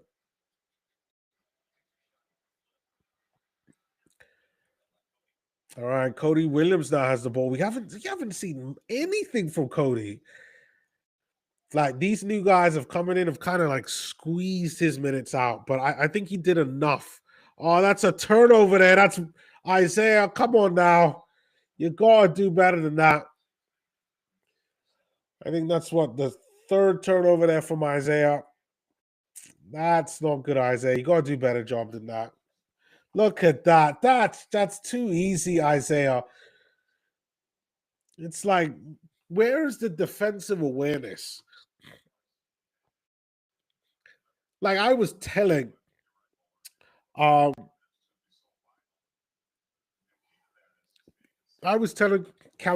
earlier on, Jazz are playing pretty good defense. That's kind of waned. Hold on. I got to go blow my nose. I'll be right back, guys. Like, it's too much for me to talk. I'll be back. Hold on.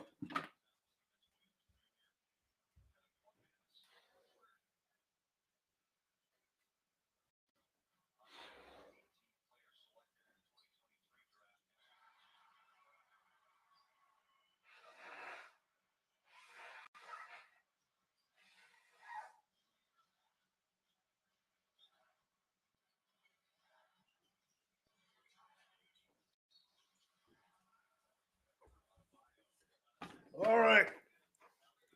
All right. That feels a little bit better. Game is level. This tells you, like, how far we've come now. Now, the Jazz are absolutely getting dominated this quarter. And this isn't a Jaren Jackson Jr. thing. This is just a Utah Jazz thing. If it's not the first quarter that we mess up, it's always the third. All right, Filipowski at the line shooting 2. He does make the first one. Jazz still in the lead now by 1. Vince Williams Jr. is in the game. We're going to need some defense from him.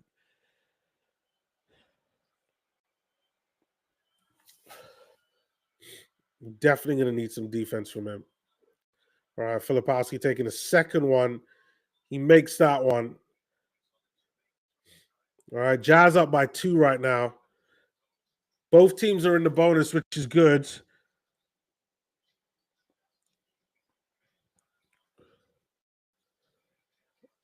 Jazz have got to watch out. Don't make any silly fouls. Jaime Jaquez there with a 3. That's a miss. Filipowski gets the rebound.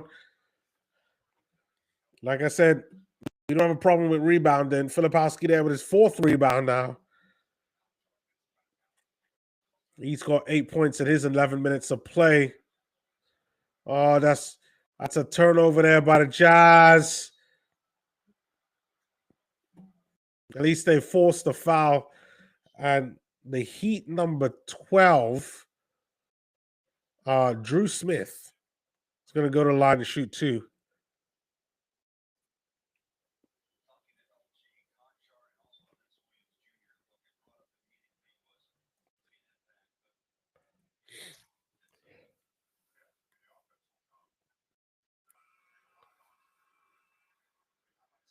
All right, looks like Khalil Ware is coming back into the game. Drew Milliam makes the first one.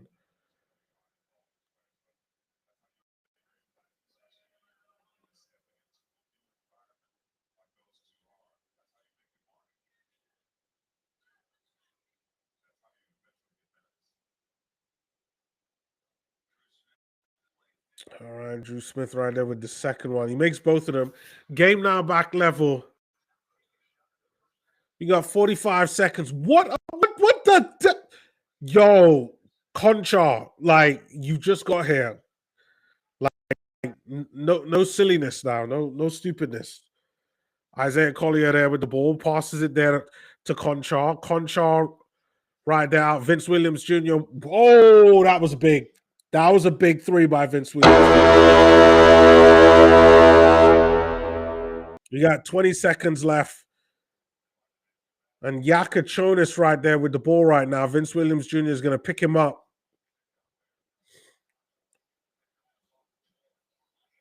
All right. That's a three ball there by the Heat. Filipowski gets the rebound. There we go. And the Jazz don't get the bucket. But it's a good rebound there by Filipowski to start the breakaway. And the Jazz at least go up into the fourth, like in the lead, just by 3, thanks to Vince Williams Jr. That's the end of the third. I'm going to take another break, and we'll be back into the fourth, the last quarter. But we got to say big improvements are needed. The Jazz lost the quarter by 8 after being like dominating the second quarter by 15 and then losing the first quarter by 6. So there's a lot of work the Jazz have got to do.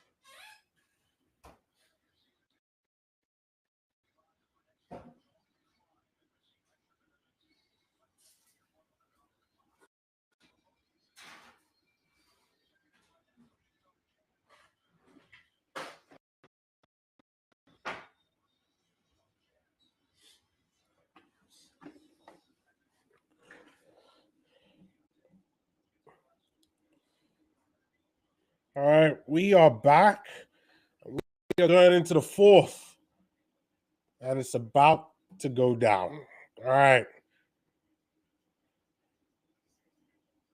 All right, Filipowski there with the ball now. He gets fouled. He's going to the line.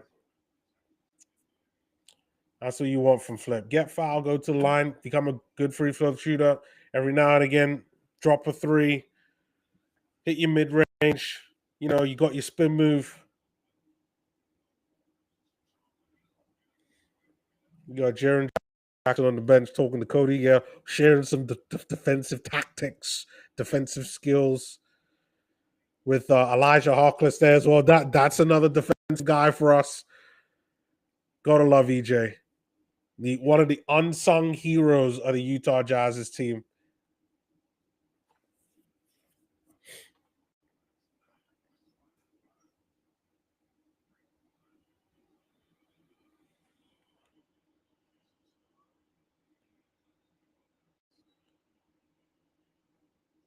All right, Filipowski right there hitting both shots. Nice one there for him.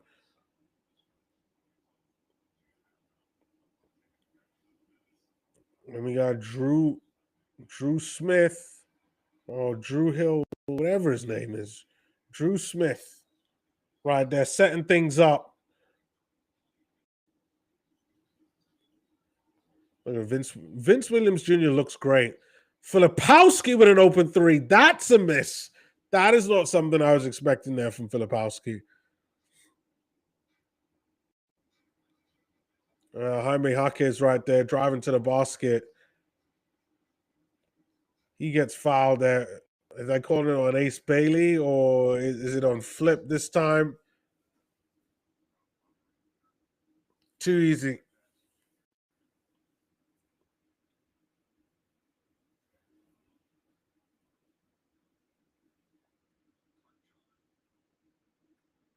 Oh, they call it on John Conchar.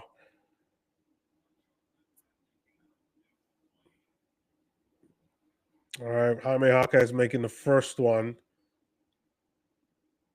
They can't be bringing Vince Williams out this game. Like, he is needed. Let me repeat that. He is needed right now in order to win this game. Okay, no, they're not bringing him out. What the devil, Philip? Oh, like Filipowski, though's not concentrating. Oh, they're so lucky. Oh, God, my throat. They are so lucky. So lucky. Could have been an easy turnover. That would have been such an embarrassment for Kyle Filipowski that if they had scored that, courtesy of Drew Smith. But hey, but good defensive attempt from him. He's heavily bought into the Heat culture, Drew Smith. All right, Filipowski right there. They're gonna. What the? Yo, Flip. Sensabar with a three. Filipowski with another rebound. They've got a. Is that an offensive foul? Yeah, I think they're going to call an offensive foul on Bryce. I don't see what he did. I see a guy moving to the basket, and that was it. All right, Heat ball right now. Yakachonis has it. That's got to be. Oh, they didn't call that foul. Filipowski damn near laying Drew Smith out. Yakachonis with a three. Oh man. Three puts the Heat in the lead with exactly 10 minutes left in this fourth quarter. Filipowski out here. Filipowski, you know what? Flip is going to stop. Flip is going to stop. Flip thinks he's. Oh, there we go. Filipowski, right? I was just about to say, Filipowski thinks that he's like a wing or a guard when he goes up for these layups. Sometimes it's like there's no kidding around. Just take the bit and just rock. You know, like I understand Filipowski's got a lot of skill, a lot of finesse, you know, when he does things, but like it's like let's just deal with it.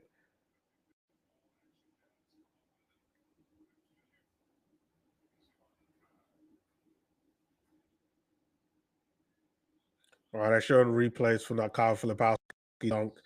Vince Williams actually was pretty good on that. Jaime Jaquez going to the line to shoot twice.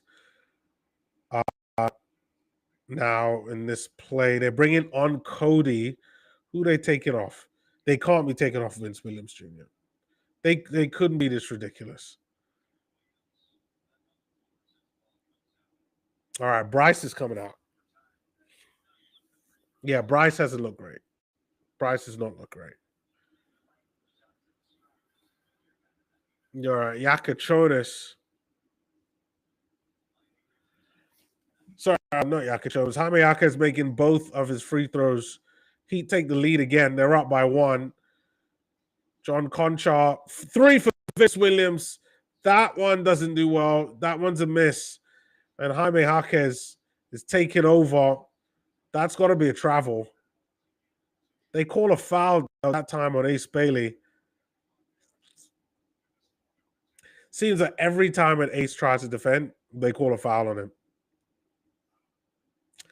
Next season, he's going to be better for that. Like that and free throws are the one things where I'm like, yeah, if he could just improve on those two things next season, he will look so much better.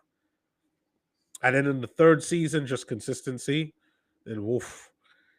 Like he'll go to being he'll take that Keontae George type of leap.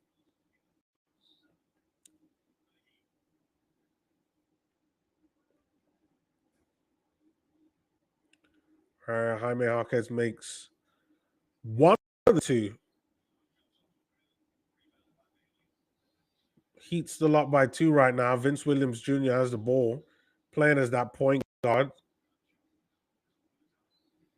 Conchar right, they're trying to get it to Filipowski, but Filipowski just ain't long enough to be able to reach that.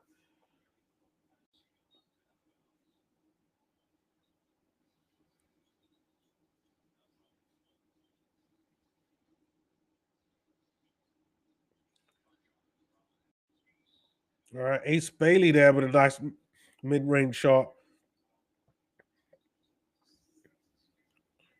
Game now level 91-91, 8.5 minutes to go. Yakachonis. Wiggins with a 3. Oh.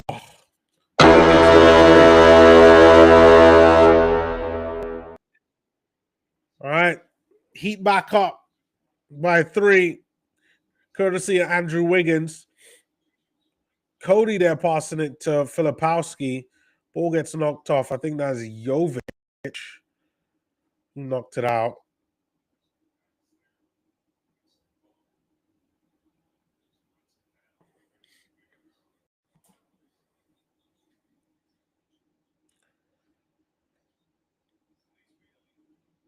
Oh, nice one there by Ace, getting a nice little dunk there. Yeah, let's get Ace more on the kind of stat sheet right now. He's got 12 points in 30 minutes, which I guess efficient-wise isn't great, but that efficiency is going to get better over time.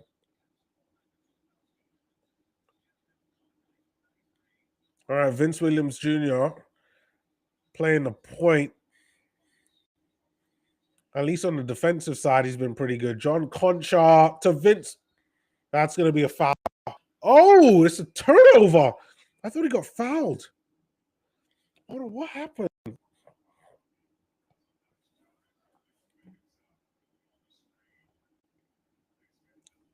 That is strange. Huh.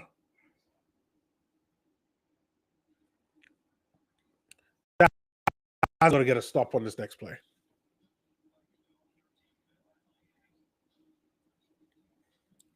Got to get a stop. Come on now. All right, Wiggins there, going for a layup.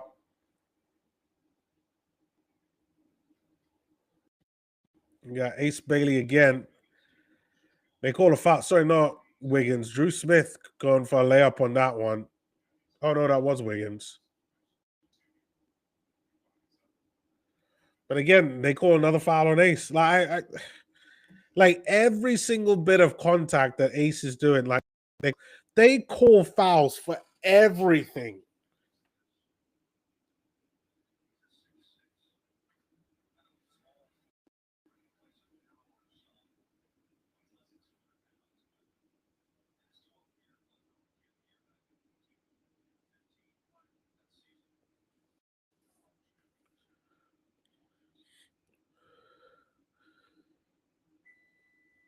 All right, Wiggins there making one of the 2 free throws. Filipowski there gets the rebound after that miss. And then Vince Williams Jr., he's going to initiate the attack. And an Ace Bailey right there, putting the Jazz in a great position. Game now level 95-95. Drew Smith, he gets fouled on that one, but makes it. That's actually really good. Cody Williams is going to bring the ball up now. Cody Williams calling out plays. Who is he directing? Cody with a hook shot. Nice one there by Cody. Like, listen, I laugh because you have to understand, if you watch Cody Williams last season, you'd be thinking, holy crap, like, this guy ain't going to make it. And look at him now, a season on, and it don't look too bad.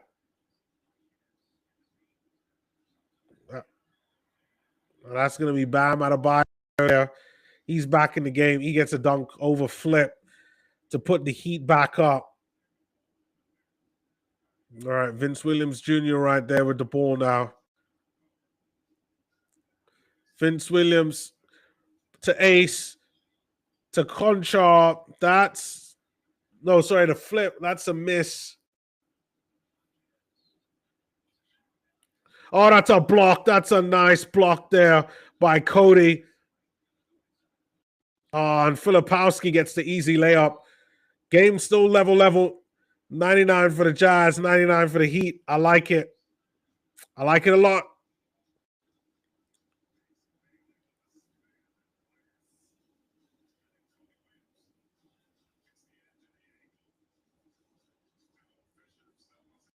I'm liking these plays. Nice one there by Cody. Cody, they get a serious block there on the weak side. Okay. All right. Game is on break right now. I'm going to take a quick break, but I'll be right back, though. And I got to change the battery as well.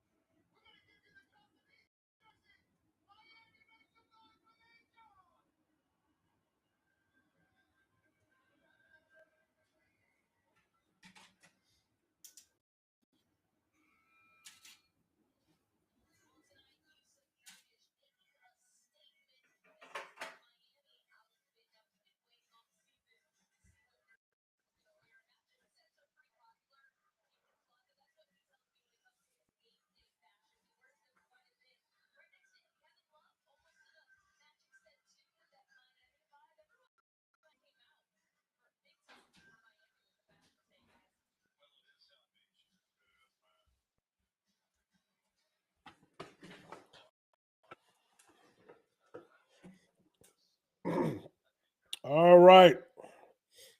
I'm back. We got 5.5 minutes left. Oh, wow. That's a nice little dunk there by Bam Adebayo. The face of the Miami Heat really showing himself. He's got double-double right now. 20 points, 10 rebounds, and 5 assists. Looking real good. He's actually the guy that I actually built my player character off of. A power forward that can play a bit of the 5, that can just do a bit of everything. Ace Bailey with the miss on that shot right there. That wasn't good. Davion Mitchell right there getting the ball right now. He passes to Jaime Jaquez. Got to watch out. Jazz right there with another block, courtesy of Ace Bailey. They call a foul on Ace on that one. I don't even know what to say.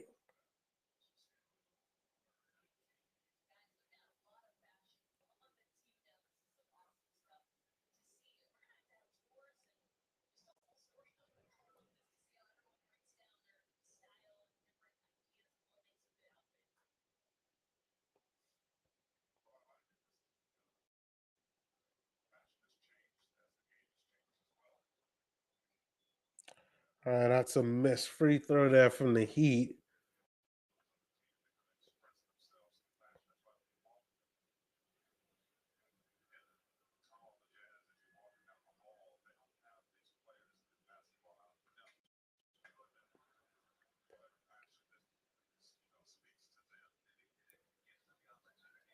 All right, we do have a couple of changes right now. Isaiah Collier is back into the game.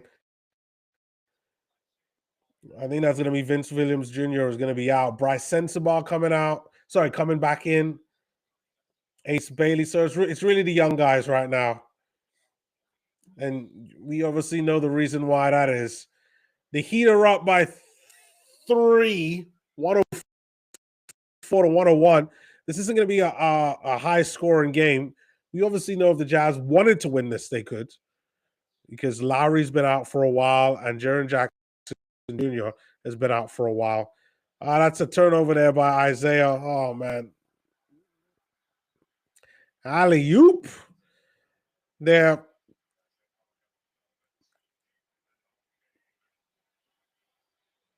Jazz have got to stop.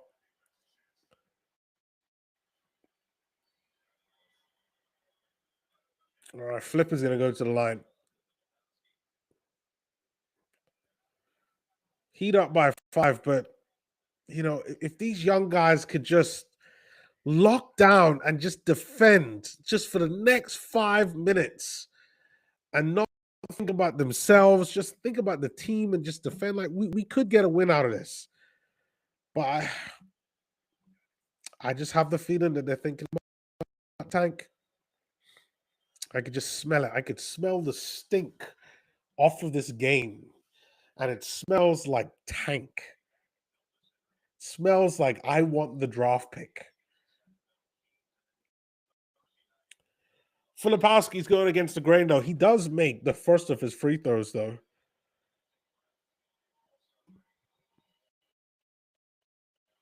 Filipowski actually doing pretty well in this game. He makes both of them.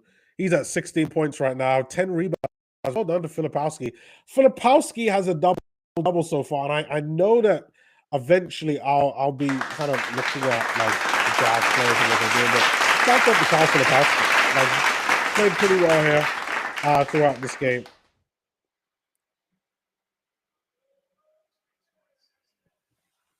Andrew Wiggins there getting another bucket.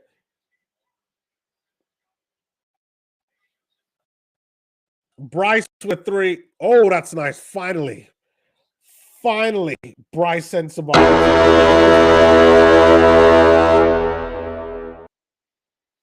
That was about time. We've been waiting for that 3 ball to drop by Bryce. He puts the Jazz within 2. So I like that. I like it a lot. All right. Game is going to break.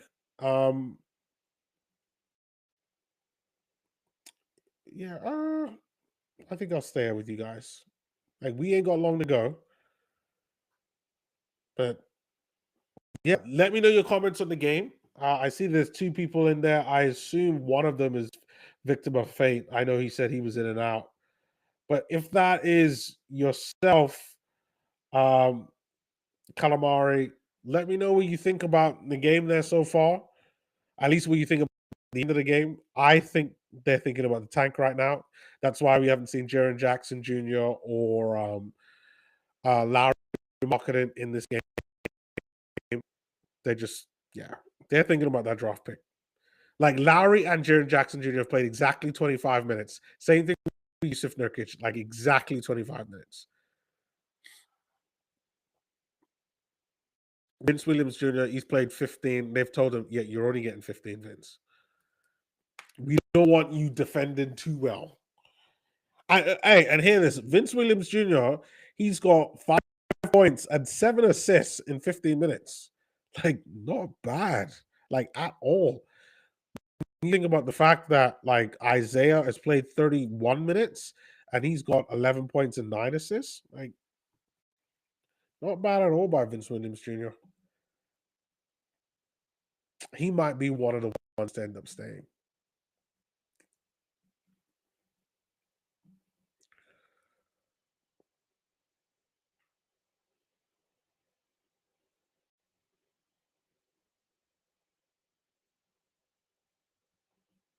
And I'm just looking at Twitter right now. And tell me if you agree with this. Do you think it's weird seeing like all of these guys who can slide their feet defensively, including Cody Williams and Ace Bailey? So, like, obviously, Jaren Jackson, Vince Williams Jr., like, we now have 2 more guys who can play deep. See, like, oh man, next season is gonna be so good. It's gonna be so good. Like, you end up like if you convince Vince Williams Jr. to stay, and so I'm pretty sure Vince Williams Jr. his contract runs out. I got to take a look at this. I don't want to talk too much about him. If his deal doesn't run out, because I'm pretty sure his deal does run out, and that's why they decided to trade him.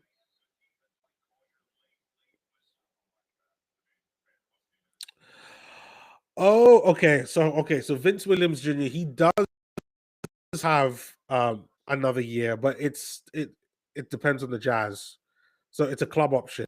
And he did get the number 15, which tells me the Jazz have already made up their mind that they're going to keep him. And he's on such a small amount, like 2.4 million for next year as a club option. Like, I think that's pretty good. Yeah. I think that they will keep Vince Williams.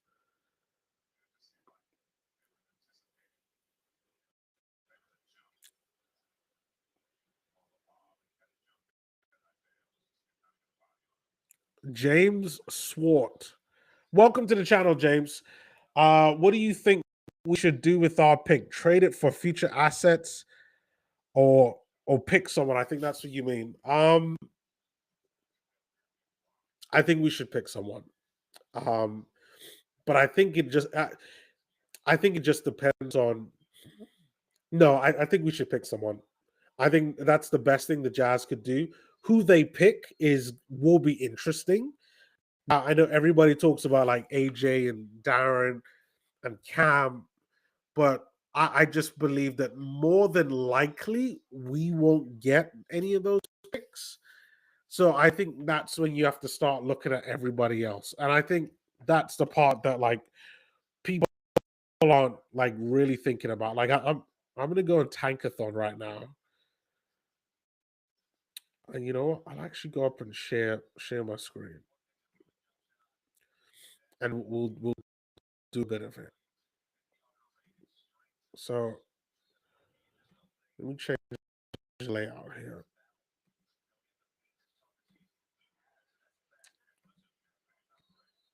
So like this is what things look like right now. So right now, based on how the teams are, because we're 6, we're supposed to pick Keaton Wagler.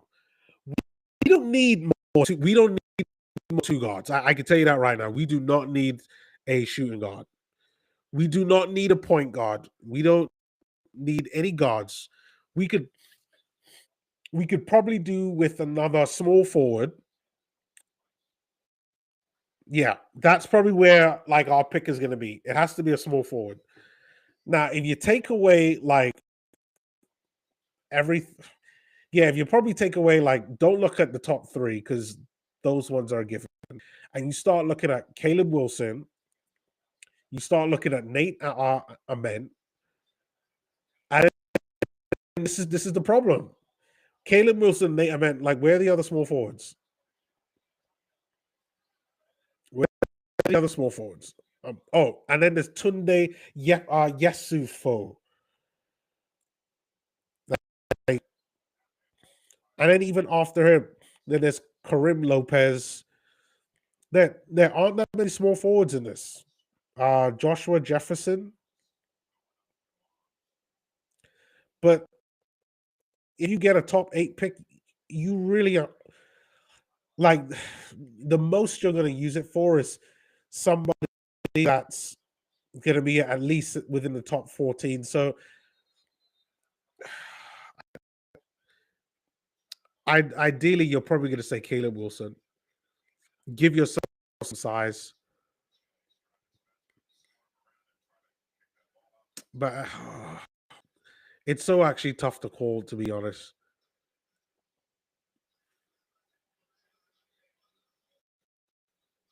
Because like I've seen Caleb Wilson play. Like he's not a small forward. I know they have him listed as a small forward, but like he really isn't.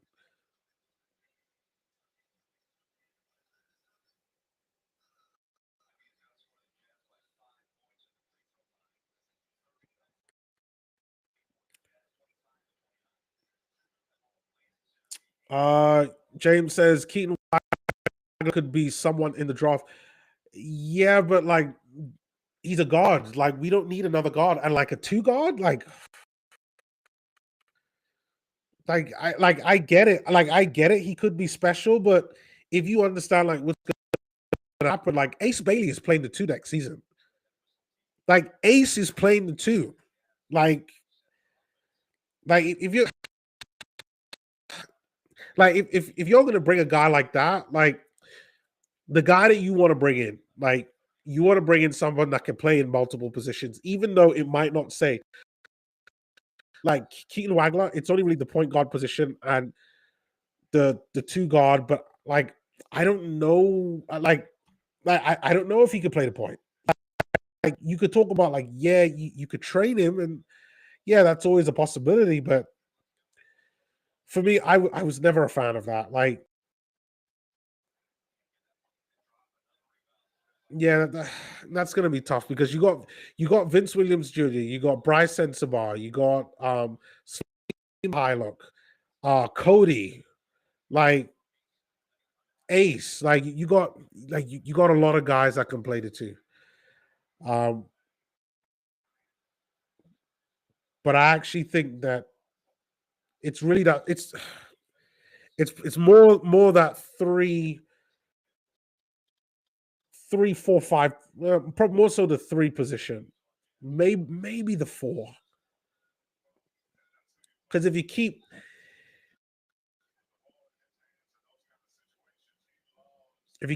Lowry's going to play the 3 next season. I mean, even now, Lowry's playing the 3.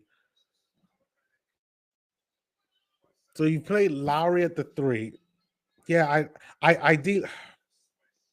You know what? I guess no, not a guard, not a guard, not a guard. For me, it has to be a 3 or 4. And it has to be somebody that can legit play both. That's why AJ DeBanza is just like would be the perfect option.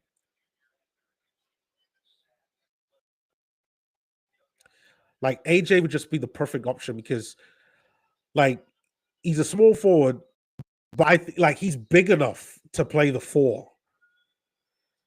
He's long and like strong enough to play the 4. Like AJ could play the 3-4 legit. So I would say you probably go after Nate Ament. I've seen.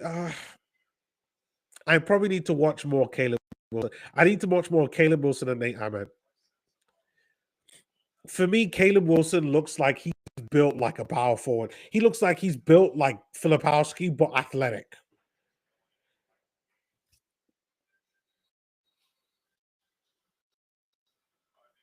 Yeah. That's what I would do. I'd probably go for either Nate Ammon or Caleb Wilson because, like, obviously, if you get a top 3 pick, you just choose AJ. That's what I'd do. All right. Jazz are up by 2 with 20 seconds left. Isaiah's got the ball now. All they have to do is take care of the ball. Isaiah, don't go for Isaiah with a floater. What the devil? Oh, man. Isaiah doesn't get it.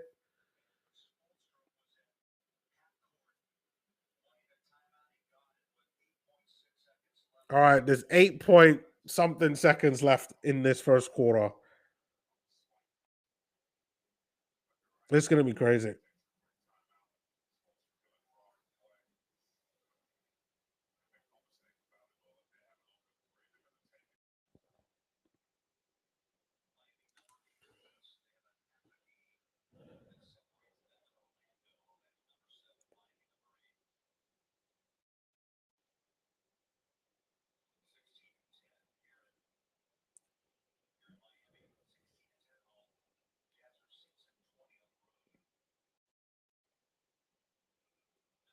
All right. 8.6 seconds left. Jazz up by 2. It is Heat ball, though, unfortunately. I hope this game doesn't go to extra time, man. I want to eat my dinner. That's really what I want to do.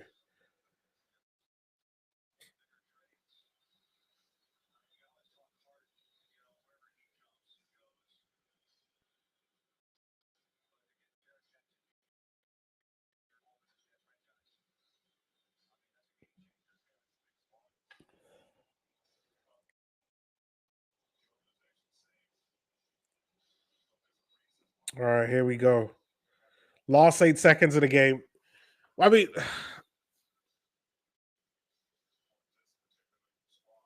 who've they got? Okay. They got Filipowski out there with Bryce. Bryce has lost his man. Isaiah, it's a 3. That's a miss.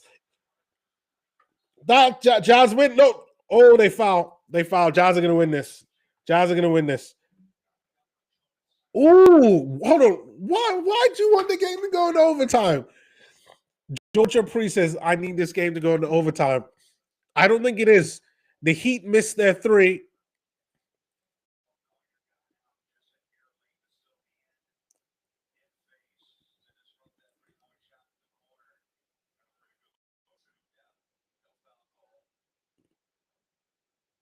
No, I don't think it's going to extra time. It's Jazz ball right now with 3.7 seconds left. Like, if the Heat want to win this, they have to play the foul game. Everything's going to come from the inbound pass.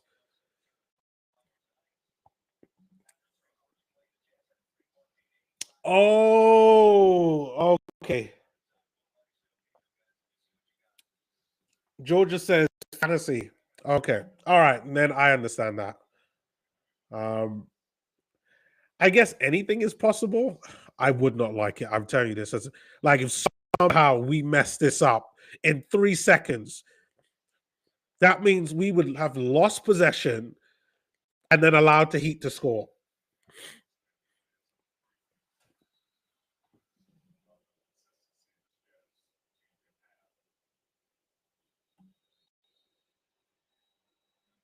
All right. Shout out to the 4 people there that's watching the stream. Much appreciated.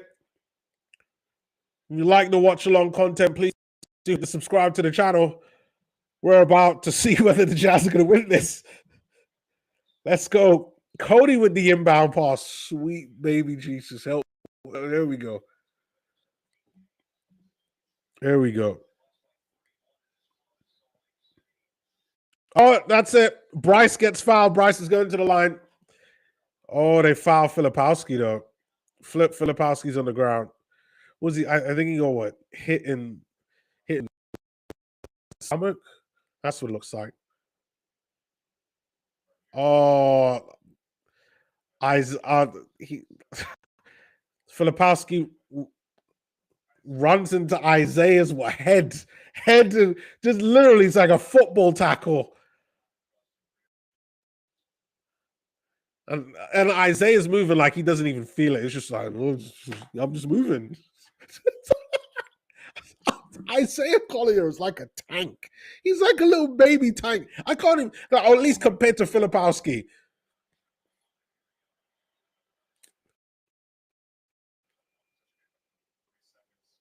All right. Yakachona's coming back in the game. We got exactly 3 seconds to go. And as long as Bryce makes this, the Jazz will win this. All right. Bryce makes it.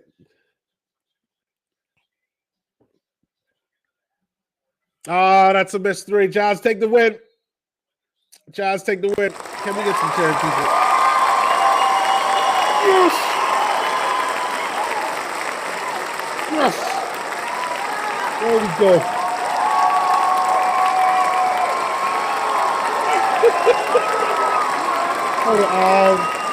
Georgia Priest says, so you're a legit Jazz fan. Lol. How did that happen? Fine chance. I just kept watching their content, and I couldn't stop. That's really what it is. I mean, of course, you know about the Jazz and like what they've done over the years. Like I'm an '80s baby, and I grew up in the '90s, and watch at least me remembering kind of the tail end of Stockton Malone's career. But like I was like, to be fair, like I was kind of, I wouldn't say teamless, but I never kind of focused on one team.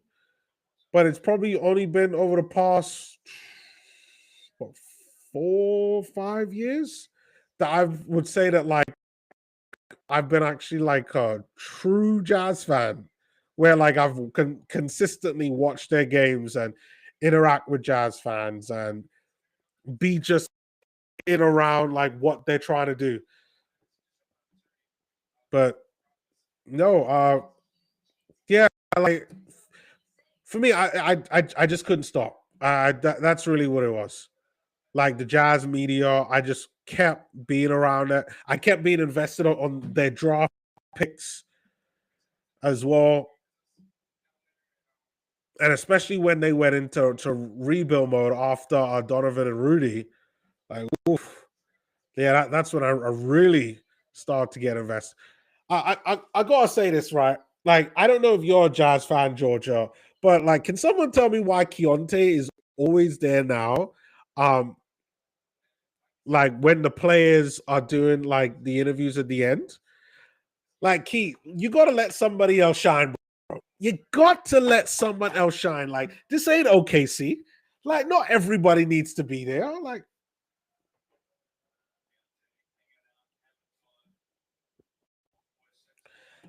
Bryce.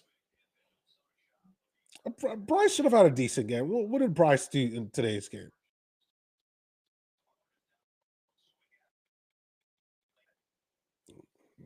Let's look at some of the stats. All right. Before we go, I thought we'll take a look at like how some of the players actually perform. Now, of course, Lowry, Jaren, and Yusuf Nurkic, they wasn't going to play any more than the 25 minutes. And Vince Williams Jr., he wasn't going to play any more than his 15 minutes. He's been told, hey, you're too good.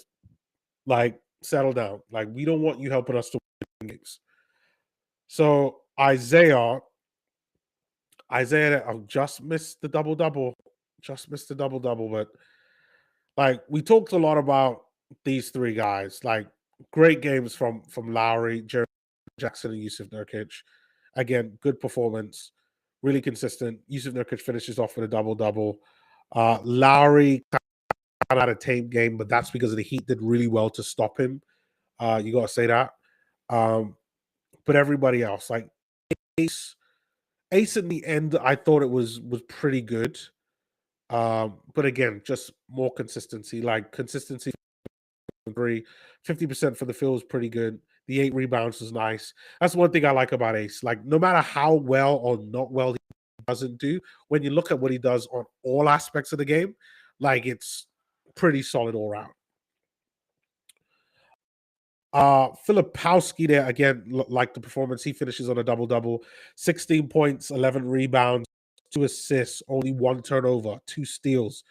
Like no blocks, but I would have expected a little bit more. The same thing with Jaren Jackson, but maybe that's because of the Heat weren't actually trying to get like score a lot of points in the paint because they knew what was going to happen.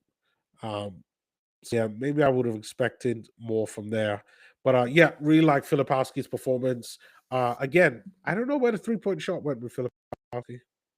Yeah, that's going to improve. Cody, we did see a lot from Cody. Love the block from Cody that he had. Love the defense. But yeah, I don't remember a lot of what Cody was doing, but he had his moments. Sensible, I thought, did pretty well there as well, coming up off the bench, 14 points in his 22 minutes. That was really nice from him. John Concha, I need to watch more of. I think this is too early for me. Vince Williams really likes. Good player. I think, the Jazz are going to keep him. Like his last year, when looking at his contract, is optional, team option. And I think the team are going to pick it up. Yeah, team are going to pick that up. Beyond a shadow of a doubt. Like I could see that. And then John Concha, like I just need to watch more. Yeah, this is too early for a game to call, but we got the next couple of games. I think we got a game on Wednesday and then another on Thursday. I know we got Blazers on Thursday. I can't remember what the next game on Wednesday is, but I'll be doing watch along for those two at least. And then we go into the All-Star break. And I will watch the Rising Stars game. I'm not sure how much of the All-Star weekend I'm going to do because I'm just not a fan of it. But I think if enough people like leave a comment to say do something, then I'll do it. But yeah, that's it for me. But listen, guys, I'm getting really congested here around here, and everything is just getting blocked, and it's affecting how I'm speaking, and I really hate it. Hopefully on Wednesday, Thursday, I will kind of be back to normal, and then we could really go in, and I could be as intense and as passionate about basketball as I possibly can, and then we'll take it from there. But thanks, guys, and see you again next time.